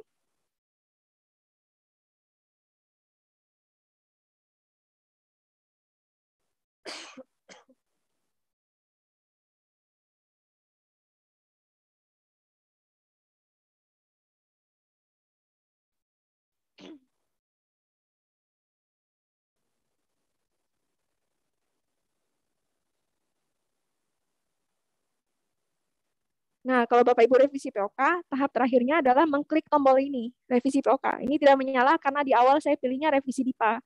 Tapi kalau Bapak Ibu di awal memilih revisi POK, maka setelah disetujui KPA, tahap terakhir adalah mengklik ini, revisi POK, untuk mengesahkan revisinya dan mengubah data pagu di seluruh modul. Nah, tapi kalau Bapak Ibu mengajukan revisi DIPA, maka tahap terakhir adalah pengajuan ke Kanwil. Nah, berhubungan dengan pertanyaan yang tadi, tidak sengaja klik tombol revisi POK, padahal seharusnya revisi DIPA. Nah, tergantung Bapak Ibu udah sampai tahap mana. Kalau udah update COA, kalau Bapak Ibu udah klik tombol ini tadi, maka revisi tadi sudah tidak bisa dibatalkan. Yang dapat dilakukan adalah merekam usulan revisi DIPA yang baru. Seperti itu. Jadi Bapak Ibu ke menu ini lagi, utility lagi, merekam, memilih status history, memilih revisi DIPA dari awal. Namun Bapak Ibu tidak perlu khawatir, karena revisi satker yang tadi dilakukan, revisi POK, nanti ikut terangkut bersama revisi DIPA yang baru. Seperti itu. Jadi kalau Bapak Ibu tidak sengaja mengklik revisi POK, padahal harusnya revisi DIPA, terus sudah sampai tahap update COA, solusinya adalah merekam usulan revisi DIPA yang baru. Apabila Bapak Ibu baru sampai dengan tahap revisi approve KPA, Bapak Ibu baru sampai menu ini yang monitoring submit dan approve data, baru disetujui KPA, maka yang dilakukan adalah KPA batal approve. KPA batal approve, kemudian Bapak Ibu ke menu RUH, belanja redesign, kemudian klik ini, pindah revisi. Kalau Bapak Ibu klik pindah revisi, Bapak Ibu ganti jenis revisi, dari revisi DIPA jadi revisi POK, atau revisi POK menjadi revisi DIPA, seperti itu. Jadi seperti itu ya.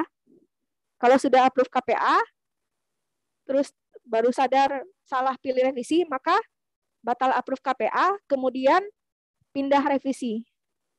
Nah, kalau Bapak Ibu belum approve KPA, berarti gampang, tinggal langsung pindah revisi. Seperti itu.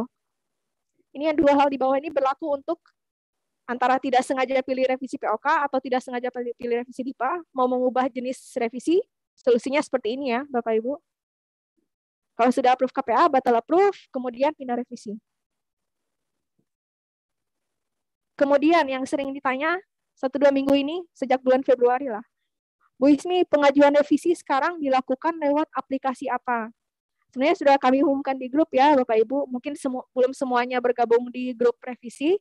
Jadi mulai 1 Februari, seperti yang telah dijelaskan oleh Pak Raymond tadi, seluruh pengajuan revisi DIPA dilakukan melalui aplikasi Sakti.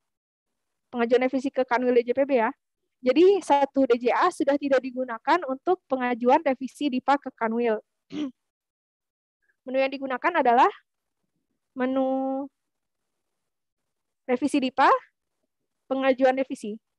Nah, ini menunya mirip sekali dengan 1 DJA, kalau misalnya Bapak Ibu lihat.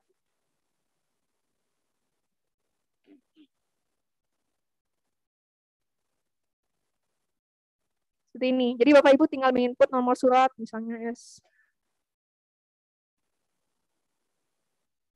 Kemudian misalnya tanggal suratnya hari ini, hal suratnya, usulan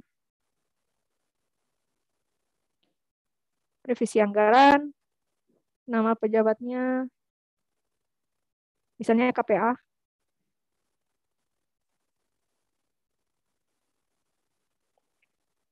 Jabatannya KPA, NIP-nya.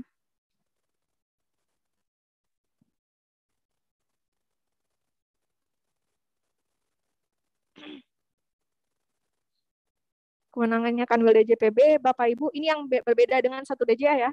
Kayaknya dulu di 1 DJA nggak harus memilih ini. Nah, yang sering ditanyakan, Ibu Ismi kalau revisi POK pilih yang mana? Silakan scrolling ke bawah ya, Bapak Ibu. Bisa centang lebih dari 1. Misalnya Bapak Ibu revisi POK sekaligus halaman 3 DIPA. Bisa centang 2. Oke. Nah, ini juga yang berbeda dari 1 DJA, yaitu Bapak Ibu sekarang hanya mengupload PDF kelengkapan revisi, yaitu surat usulan, SPTJM, dan matriks semula menjadi format 1, 2, dan 3. Jadi Bapak Ibu sudah tidak lagi mengambil ADK. Ya, Bapak Ibu tinggal mengupload PDF yang diupload. Misalnya ini surat usulan revisi. Ini ya, anggap aja ini surat usulan revisi. Nah, Bapak Ibu sering bertanya, apa ini dokumen pendukung terkait lainnya. Sebenarnya ini nggak terlalu penting untuk dibedakan ya Bapak Ibu. Kalau Bapak Ibu gabung jadi 1 di surat usulan juga tidak apa-apa. Jadi saya anggap semuanya udah digabung di sini ya. Kemudian Bapak Ibu lihat, di sini muncul revisi yang sudah diinput tadi. Kalau KPA belum menyetujui, di sini tidak akan muncul. Ya. Selain itu, apabila Bapak Ibu melakukan revisi antar satker, maka Bapak Ibu yang seperti biasa di 1 DJA yang mengajukan hanya 1 satker. Misalnya Pengadilan Tinggi mau mengajukan revisi dengan pengadilan-pengadilan negeri. Nah, yang mengajukan cukup Pengadilan Tinggi, kemudian Pengadilan Tinggi, semua satker yang terlibat harus approve KPA, ya. Kemudian nanti satker-satkernya muncul di sini. Misalnya ada banyak satker, misalnya Pengadilan Negeri Labuha, Pengadilan Negeri Sosio, Ternate, bisa dicentang semua satker yang terlibat dalam revisi antar satker, dicentang, kemudian klik lanjut. Tapi karena ini cuma 1 satker, revisi dalam 1 satker, maka yang muncul cuma 1. Kemudian kita lanjut.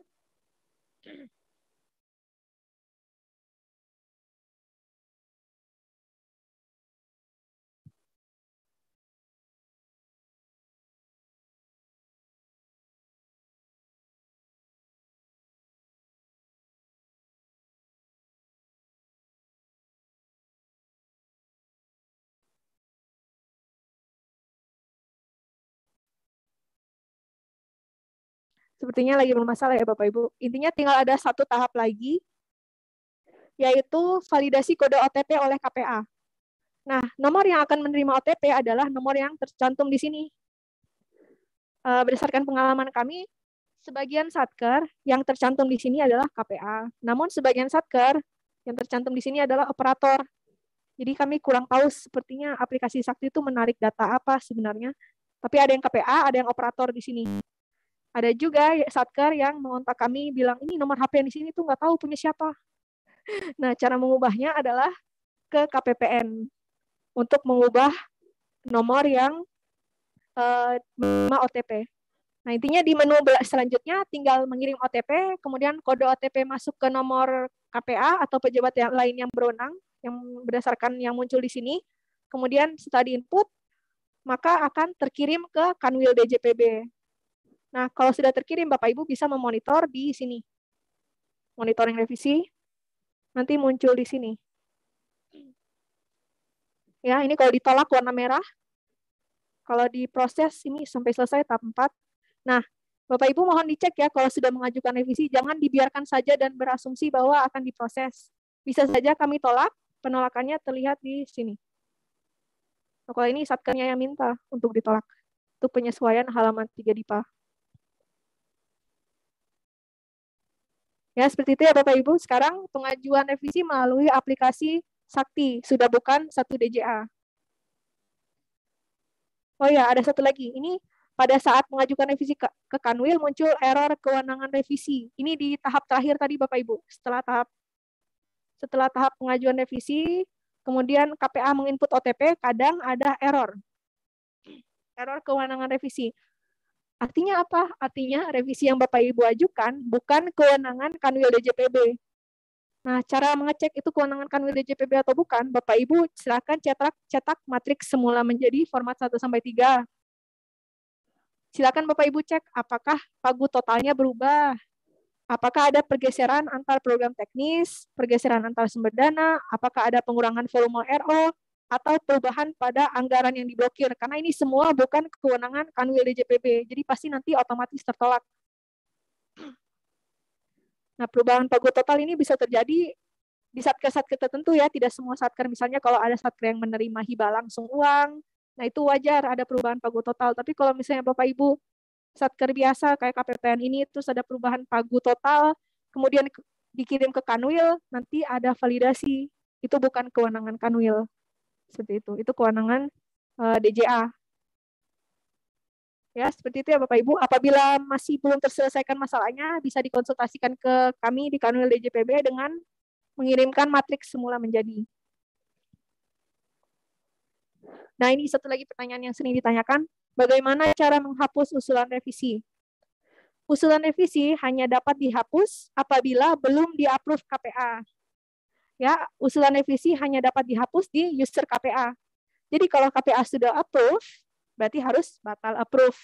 Setelah batal approve, untuk menghapus revisi hanya bisa di menu di user KPA, di menu utility.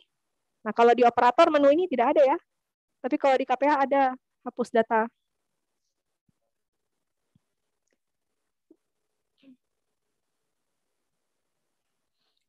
Kemudian pertanyaan yang sering ditanyakan juga, usulan revisi ditolak oleh Kanwil DJPB, terus saya mau ubah-ubah lagi isi usulan revisi DIPA-nya, bagaimana cara melakukannya, dan bagaimana cara mengajukan kembali. Nah, apabila usulan revisi ditolak oleh Kanwil DJPB, seperti yang dialami tadi oleh Satker KPPN, yang dilakukan adalah, setelah Kanwil DJPB menolak, KPA harus batal approve. Jadi sebelum KPA batal approve, Bapak Ibu belum bisa mengubah-ubah data revisi. Seperti itu ya. Jadi cara kerjanya mundur. Jadi kan tadi waktu mau mengajukan KPA harus approve. Jadi kalau mau perbaiki, KPA harus batal approve. Seperti itu. Setelah KPA batal approve, Satker dapat mengubah data di usulan revisi, baik itu data pergeseran anggaran, atau data RPD bulanan, atau data-data lainnya. Dan untuk mengajukan kembali ke Kanwil DJPB, alurnya sama seperti alur revisi biasa. Jadi setelah penyesuaian di pergeseran anggaran, penyesuaian di halaman 3 DIPA, harus validasi data belanja, kemudian approve KPA, baru bisa mengajukan kembali ke Kanwil DJPB. Mungkin itu saja. Sekalian saya praktek mau hapus revisinya. Jangan sampai saya kena marah. Jadi ini saya batal approve.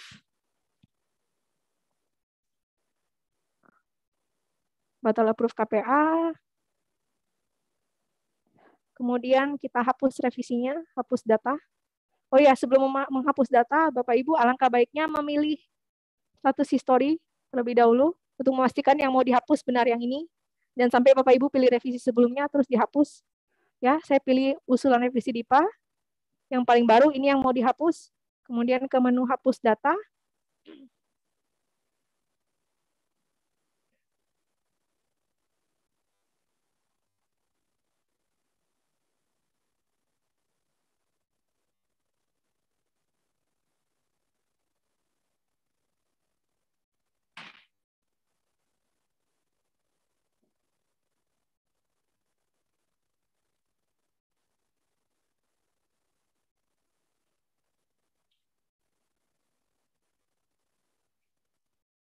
Ini pilih kode Satker, kemudian hapus.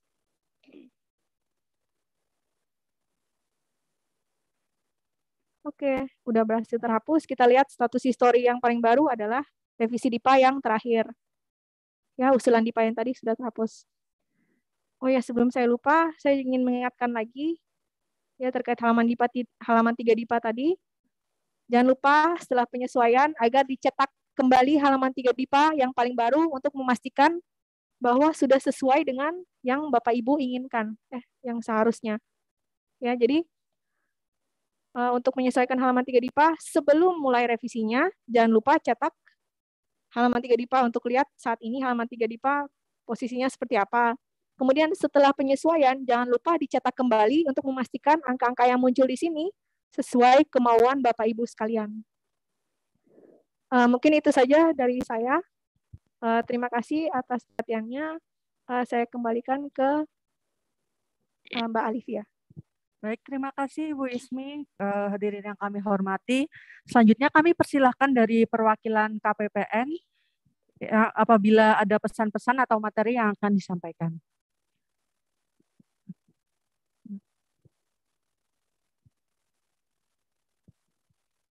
Via Zoom, baik. Kami persilahkan.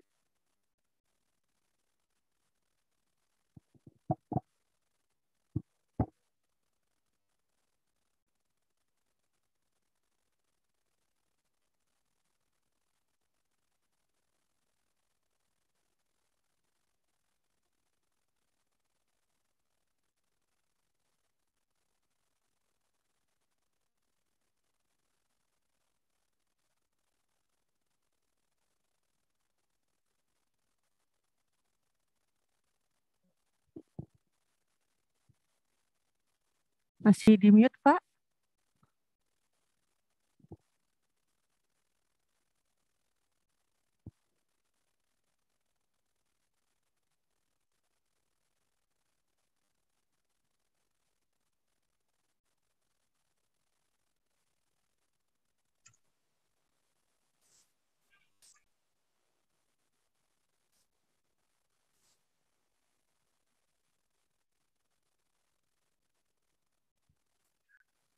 Tes, apa suara saya terdengar?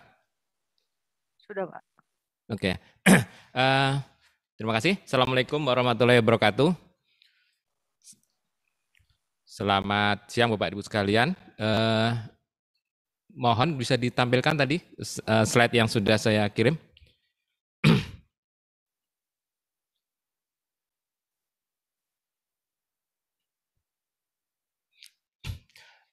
Bapak dan Ibu sekalian, mohon izin ya menyampaikan satu informasi terkait dengan penilaian kompetensi PPK dan PPSPM. Jadi kemarin dari KPPN juga sudah menyampaikan surat ya terkait dengan informasi penilaian kompetensi PPK dan PPSPM untuk periode 1 tahun 2022 ini.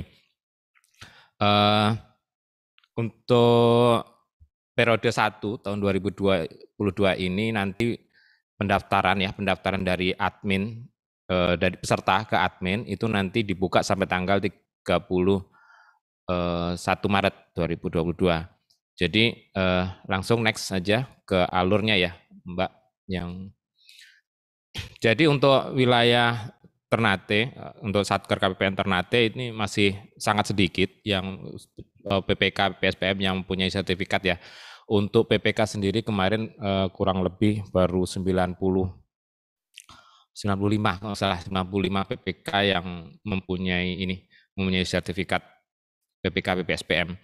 Nah, kemudian kalau PPSPM-nya itu baru 48 kalau nggak salah ya, masih sangat sedikit sekali. Kita harapkan Bapak dan Ibu sekalian untuk para Bapak KPA untuk dapat mendorong ya ini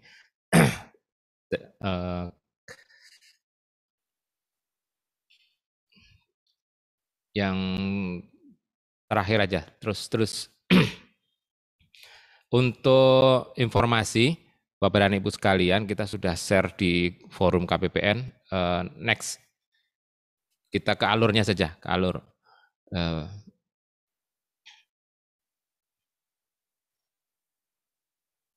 Ya, terus next. Saya yakin Bapak Ibu sekalian ada di grup KPPN juga ya untuk ininya, para bendahara dan juga ada PPK, PSPM. Nah, informasinya sudah selalu kita update. Jadi sekarang malah sudah dibuka lagi oleh BPPK untuk bendahara juga dan juga calon bendahara. Jadi sekarang tidak hanya terfokus pada bendahara.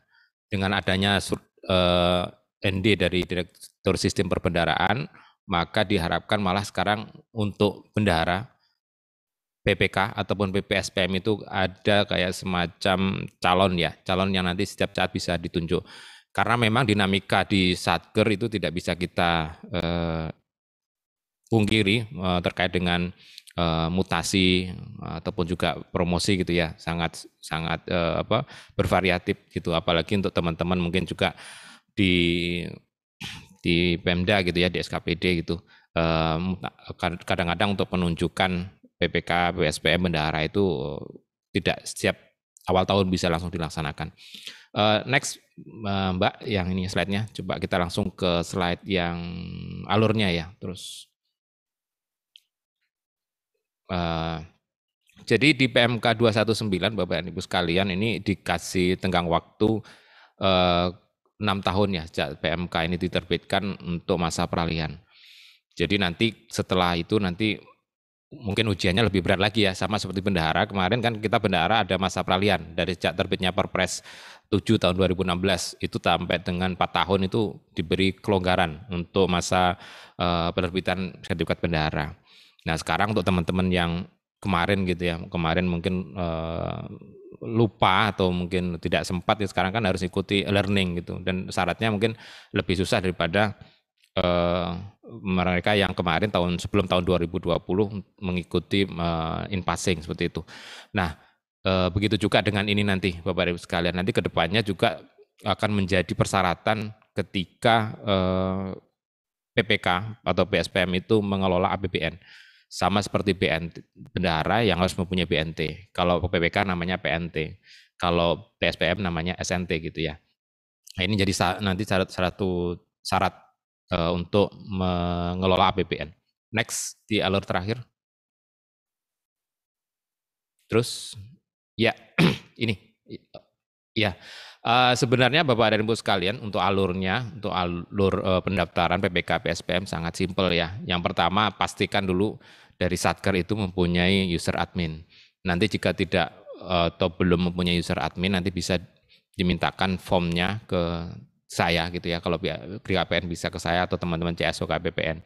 kemudian dari Satker menyampaikan usulan admin ke KPPN, nanti KPPN akan menerbitkan user admin. Nah, nanti dari user admin itu nanti yang akan mengusulkan gitu ya. Jadi yang mengusulkan bukan KPPN, tapi admin daripada user Satker masing-masing.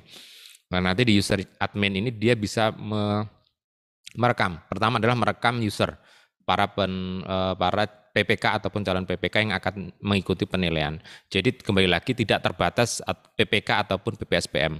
Jadi calon PPK ataupun PPSPM jika mempunyai persyaratan yang memenuhi itu nanti bisa ikut di sini. Jadi tidak terbatas 1-2, tapi bisa mungkin dalam satu kantor, kalau memang kemarin ada yang mempunyai, rata-rata ada yang mempunyai PBJ ya, PBJ, sertifikat PBJ bisa ikut di sini. Nah, nanti admin itu akan membuatkan user untuk masing-masing peserta. Nah, ketika peserta sudah mempunyai user admin, ini nanti dia akan terkonek dengan kalau aplikasi GPP ya, GPP dan juga Digit. Nanti dia akan terkoneksi. Ketika login nanti akan menggunakan user Digit.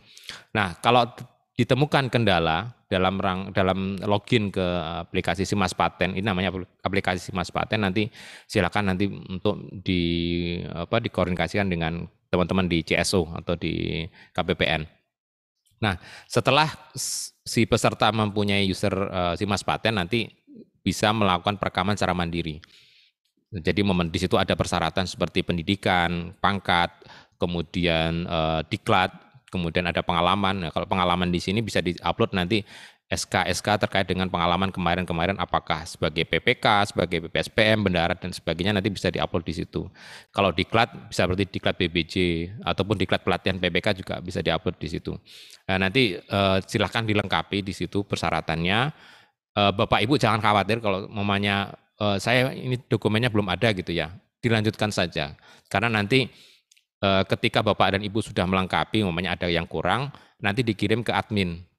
Nah, admin ini nanti yang akan melakukan verifikasi, umpamanya contoh biasanya ada yang foto ya, di situ disyaratkan ada foto berlatar belakang merah gitu. Ketika diupload fotonya miring gitu ya, kepalanya di bawah gitu kan. Nah, itu harus diperbaiki lagi. Ini sebenarnya admin harus melakukan verifikasi di situ. Umpamanya ada kesalahan upload, seharusnya diupload di kolom di menu pendidikan.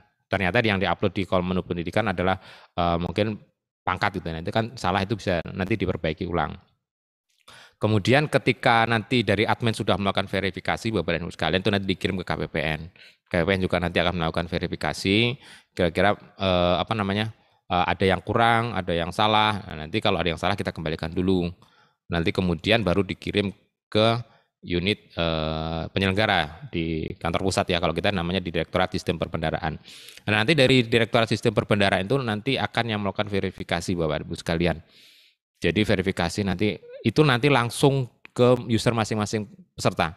Jadi semua dokumen itu tidak ada dokumen yang dikirim ke KPPN. Semua melalui aplikasi Simas Paten. Bentuknya PDF ya. Jadi tidak perlu capek-capek mengirim dokumennya KPPN, cukup melalui aplikasi Simas Paten. Kemudian ketika nanti ada koreksi, ada perbaikan dari unit penyelenggara, dari Direktorat Sistem Perbendaharaan, itu juga diinformasikan melalui aplikasi Simas Patennya ke user, langsung ke user peserta, tidak melalui KPPN. Nanti ketika ada perbaikan lagi dari peserta langsung juga ke unit penyelenggara. Saya contohkan umpamanya ada peserta yang belum mempunyai sertifikat pelatihan PPK. Dia sudah mempunyai sertifikat PBJ umpamanya. Nah, nanti biasanya ada keterangannya di situ. Usulan dikembalikan karena ada kekurangan, misalnya harus mengikuti refreshment PPK atau mengikuti refreshment PPSPM. Nah, untuk kegiatan refreshment PPK PPSPM, tahun lalu kita sudah menyelenggarakan ya di tanggal 29 sampai tanggal 30, dan alhamdulillah ya cukup banyak yang mengikuti dengan selesai gitu ya. Kita harapkan sebenarnya walaupun dengan Zoom tetap ikut ya, tapi ya kemarin ada kurang lebih 80% ya yang mengikuti sampai akhir, sangat disayangkan sebenarnya. Padahal ini salah satu mekanisme yang cukup mudah gitu ya. Nah, nanti kita di tahun 2022 ini nanti kita akan melihat berapa banyak kuota yang ikut untuk mengikuti refreshment gitu ya. Kalau ada nanti kita laksanakan lagi triwulan 2 seperti itu. Nah, nanti ketika sudah memenuhi di unit penyelenggara, kalau memang sudah persyaratannya sudah lengkap, nanti akan langsung dikonversi gitu ya. Langsung dikonversi, akan terbit sertifikat kompetensi PPK PSPM-nya. Itu juga nanti bisa dipantau di Simas Paten. Nomor sertifikatnya berapa, keterangannya apa itu bisa. Nah, yang sering dijadi pertanyaan oleh teman-teman adalah, Pak, saya udah lulus, kok belum keluar ya ininya ya, apa namanya, sertifikatnya. Ya, karena untuk penerbitan sertifikat memang cukup memakan waktu ya, Bapak dan Ibu sekalian, mohon bersabar, karena memang ini seluruh Indonesia gitu ya. Kalau tadi pagi saya share ke Bapak dan Ibu sekalian di grup forum KPPN, sampai dengan hari ini tanggal 23 Februari itu gelombang 1 sampai dengan gelombang 5 itu udah full kota. Jadi memang minat dari para PPK, calon PPK, PPSPM di seluruh Indonesia itu sangat tinggi. Dan rata-rata satu gelombang itu kalau kita kemarin melihat gitu ya, ada kurang lebih untuk yang bendara ya, untuk bendara itu kurang lebih 300-an berarti. Dan satu gelombang gitu ya, gelombang berarti kalau udah 5 gelombang berarti udah 1.500 lebih yang mendaftar. Jadi sekarang yang tersisa itu gelombang 6 sampai gelombang 10. Nah ini Bapak dan Ibu sekalian mungkin yang sudah mendaftar, sudah sebagai PPK ya, sudah PPK, sudah di BPSPM, nanti coba cek lagi di aplikasi Mas Patennya untuk mengecek apakah mengikuti pelatihan atau tidak gitu ya. Karena dengan mengikuti pelatihan PPK PSPM, ya itu nanti bisa langsung masuk ke konversi seperti itu.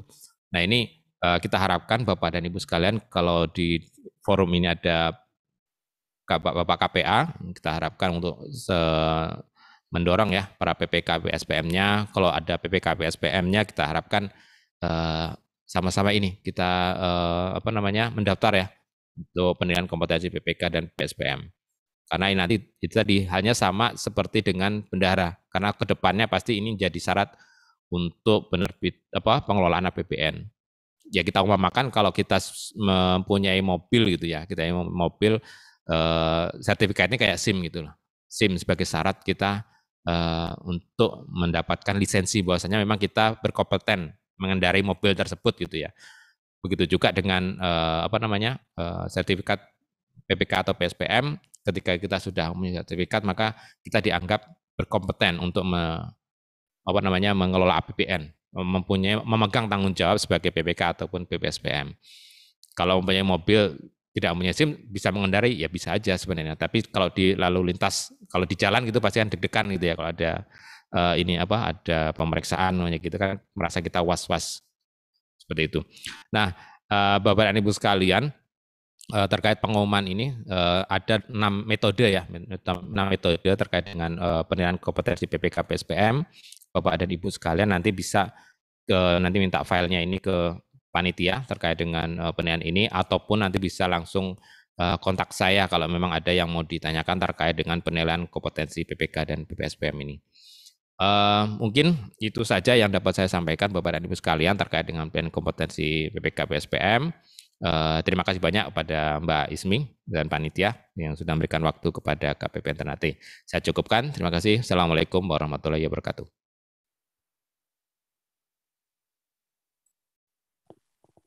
Baik, terima kasih Pak Purwanto. Berikutnya mungkin ada yang disampaikan dari Pak Bambang. Apakah Pak Bambang bergabung?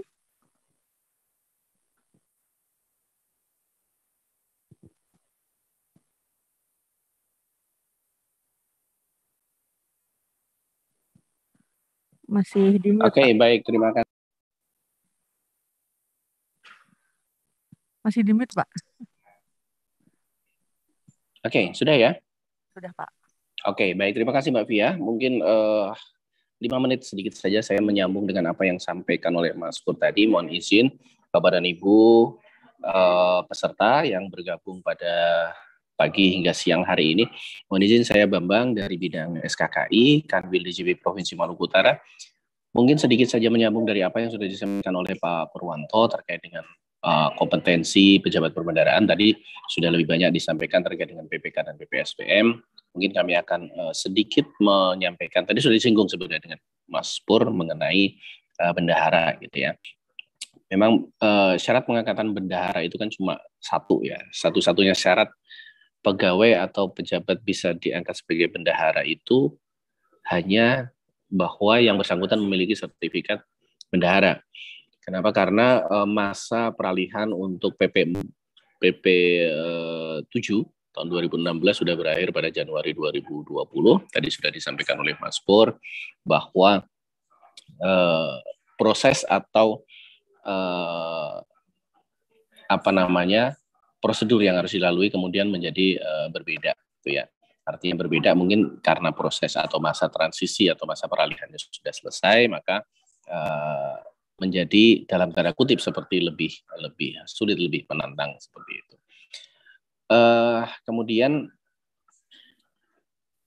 tadi sudah disampaikan juga mengenai bahwa di setiap satker tentu ada dinamika organisasi, ada dinamika, ada pergantian, ada mutasi, atau mungkin ada pegawai yang pensiun dan seterusnya, gitu kan. Makanya memang disarankan bahwa satker itu bisa memiliki semacam buffer atau cadangan pegawai yang memiliki sertifikat bendahara, walaupun untuk saat ini tidak berposisi atau tidak ditugaskan sebagai bendahara. Hal ini sebagai antisipasi saja sebenarnya Bapak dan Ibu, apabila kemudian bendahara tiba-tiba harus dimutasikan atau mungkin bendaharanya pensiun atau dibutuhkan untuk melaksanakan tugas di bidang yang lainnya. Itu terkait dengan bendahara, sedikit menyambung dengan yang apa disampaikan oleh Pak Purwanto. Kemudian yang kedua, terkait dengan jabatan fungsional Bapak dan Ibu, mungkin siang hari ini juga bergabung para KPA mungkin ya, juga diundang dalam kegiatan ini. Jadi untuk jabatan fungsional di bidang perbendaharaan, untuk satker di luar Ditjen Perbendaharaan ada 2, yaitu analis pengelolaan keuangan APBN dan pranata keuangan APBN. Sampai dengan saat ini kita telah menyelesaikan 2 kali masa penilaian angka kredit, ya, periode 1 2021 dan 2 2021 yang belum lama berakhir. Kemudian setelah periode 2 kemarin, banyak beberapa pertanyaan atau ya mungkin hal-hal yang masih menjadi ganjalan bagi teman-teman Jafung gitu ya, terkait dengan penetapan angka kredit yang berbeda dari berita acara penetapan angka kredit yang sudah dikirimkan ke Jakarta.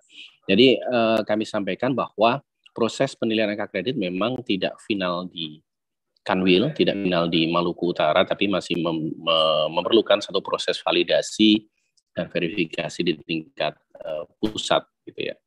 Dan setelah dilakukan dan dari hasil rapat koordinasi pimpinan terakhir yang kami ikuti, ada beberapa catatan untuk penilaian angka kredit ini.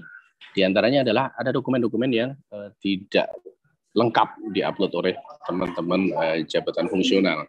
Kemudian ada SK penugasan yang juga tidak diunggah di sana. Kemudian ada pejabat fungsional yang tidak melaksanakan atau tidak ditugasi sebagai PPK, PPSPM maupun sebagai bendahara, tapi kemudian melaksanakan tugas pada tugas-tugas yang sebenarnya harusnya dilakukan oleh PPK, PPSPM dan bendahara, gitu kan. Memang di sana ada penugasan paket yang rasanya menjadi lebih mudah untuk mencapai angka kredit tertentu, tapi kita kembali lagi bahwa butir kegiatan yang harus dilakukan oleh pejabat fungsional itu harus sesuai dengan penugasannya. Jadi catatan kami terkait dengan penilaian jabatan fungsional ini khususnya bahwa yang pertama mohon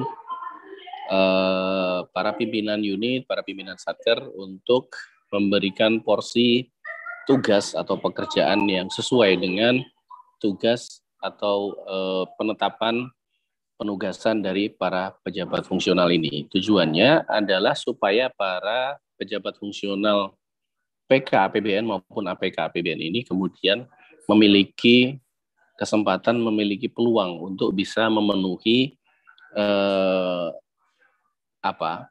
tuntutan angka kredit yang harus diselesaikan minimal dalam periode tertentu, gitu ya. Karena kami masih menemui ada beberapa pejabat fungsional yang kemudian pada periode 2 kemarin hampir tidak menyampaikan usulan angka kredit. Bahkan ada yang sama sekali tidak menyampaikan usulan angka kredit. Artinya kita mengkhawatirkan hal ini, jangan sampai kemudian pejabat fungsional yang sudah ditetapkan itu kemudian tidak memiliki porsi tugas atau porsi pekerjaan yang memadai untuk bisa mencapai angka kredit yang dipersyaratkan. Kemudian ada juga pertanyaan mengenai rekrutmen atau pendaftaran sebagai pejabat fungsional PKAPBN maupun APKAPBN.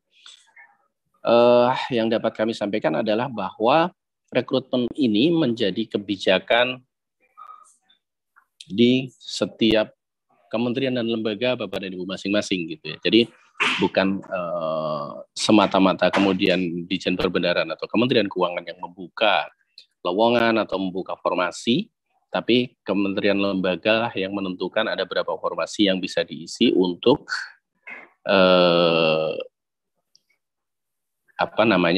layer jabatan fungsional APK-APBN maupun PK-APBN. Jadi mungkin itu sedikit tambahan dari kami, mohon maaf menyita sedikit waktu.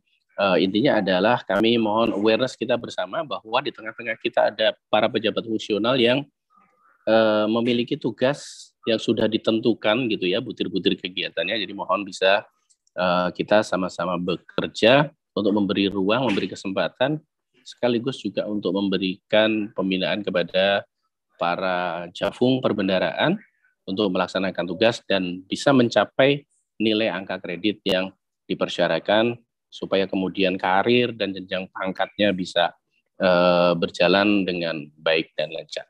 Mungkin itu Mbak Via, Mbak Ismi, Pak Rey yang bisa kami tambahkan dari bidang SKKI terkait dengan jafung dan sedikit mengenai bendahara Satker. Demikian, terima kasih. Assalamualaikum warahmatullahi wabarakatuh.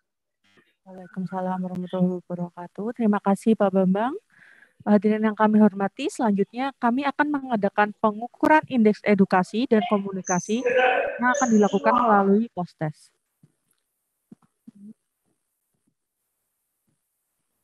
Diharapkan untuk para hadirin baik yang datang di sini secara langsung maupun yang bergabung via Zoom untuk dapat mengikuti post-test ini dengan mengakses link tree yang ada di layar.